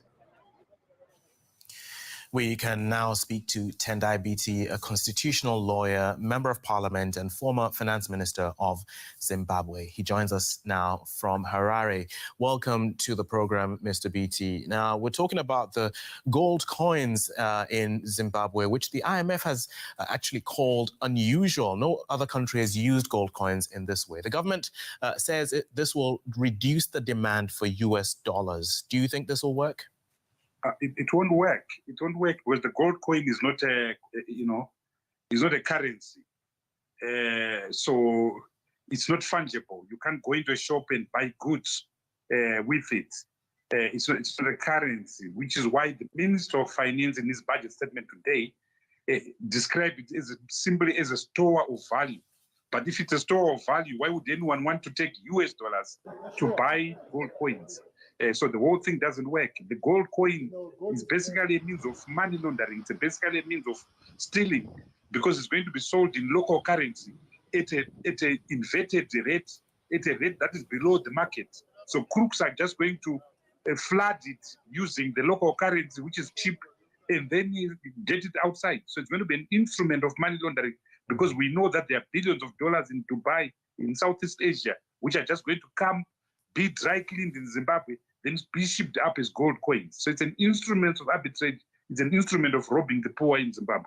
Gold has had this reputation for a long time as being fairly stable, as something that people can use to store their fortunes. You don't think that this might help Zimbabweans, especially considering the wild inflation they've seen in the last few decades? This is not 1500 or 1400 or 1970, where the bullion was so important as a means of storing value. Nowadays, we've got currencies that are not backed by the bullion. So it's really pointless, it's really wasteful to actually use the gold in that adequate manner. That is why everyone sees this as strange, including the IMF, because it is unprecedented. It is unprecedented. So who do you think is benefiting from this? You talk about stealing, but who exactly are these people? Well, we've got cartels. The Zimbabwean economy is run by cartels. So these cartels have got billions and trillions of dollars in local currency, which they have to convert into something that is valuable. So they're the ones that have put pressure on the Reserve Bank to mint this gold so that they can convert their useless Zimbabwean dollars into something with value and at a low premium.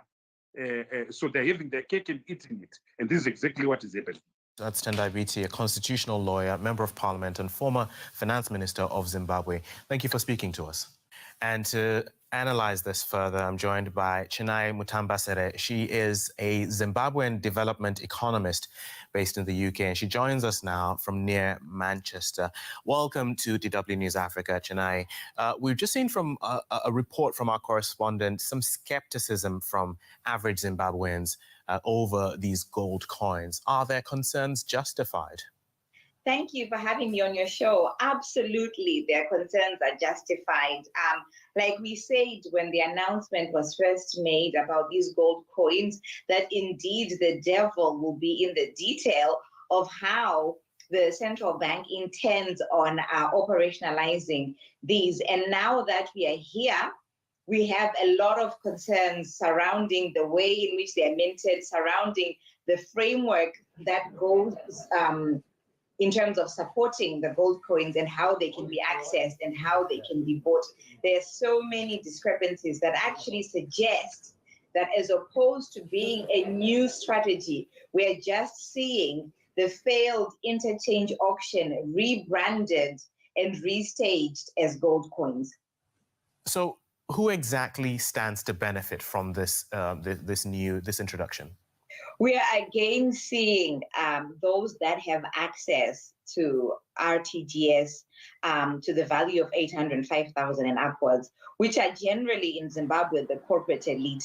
The average salary for a teacher is around 20,000 RTGS a month, so that they'll be able to save to afford one gold coin is going to take them a really, really long time. So generally, similar to what we've seen with the interchange auction, is those that are politically connected, the corporate elites that do have access to north of 805,000 RTGS.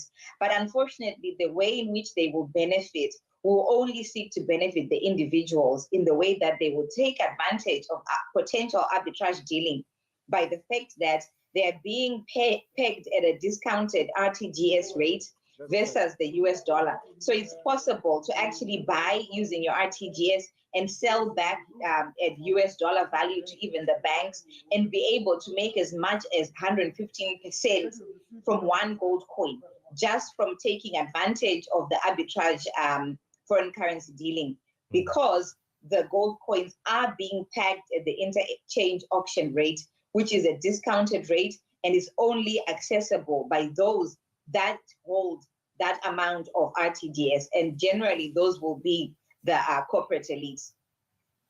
All right, Chinai Mutambasere, Zimbabwean development economist based in the UK. Thanks for speaking to us. Thank you.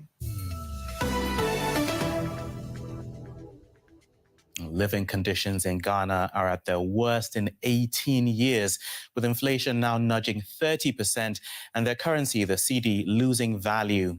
Ghana is also headed for an IMF bailout. The government blames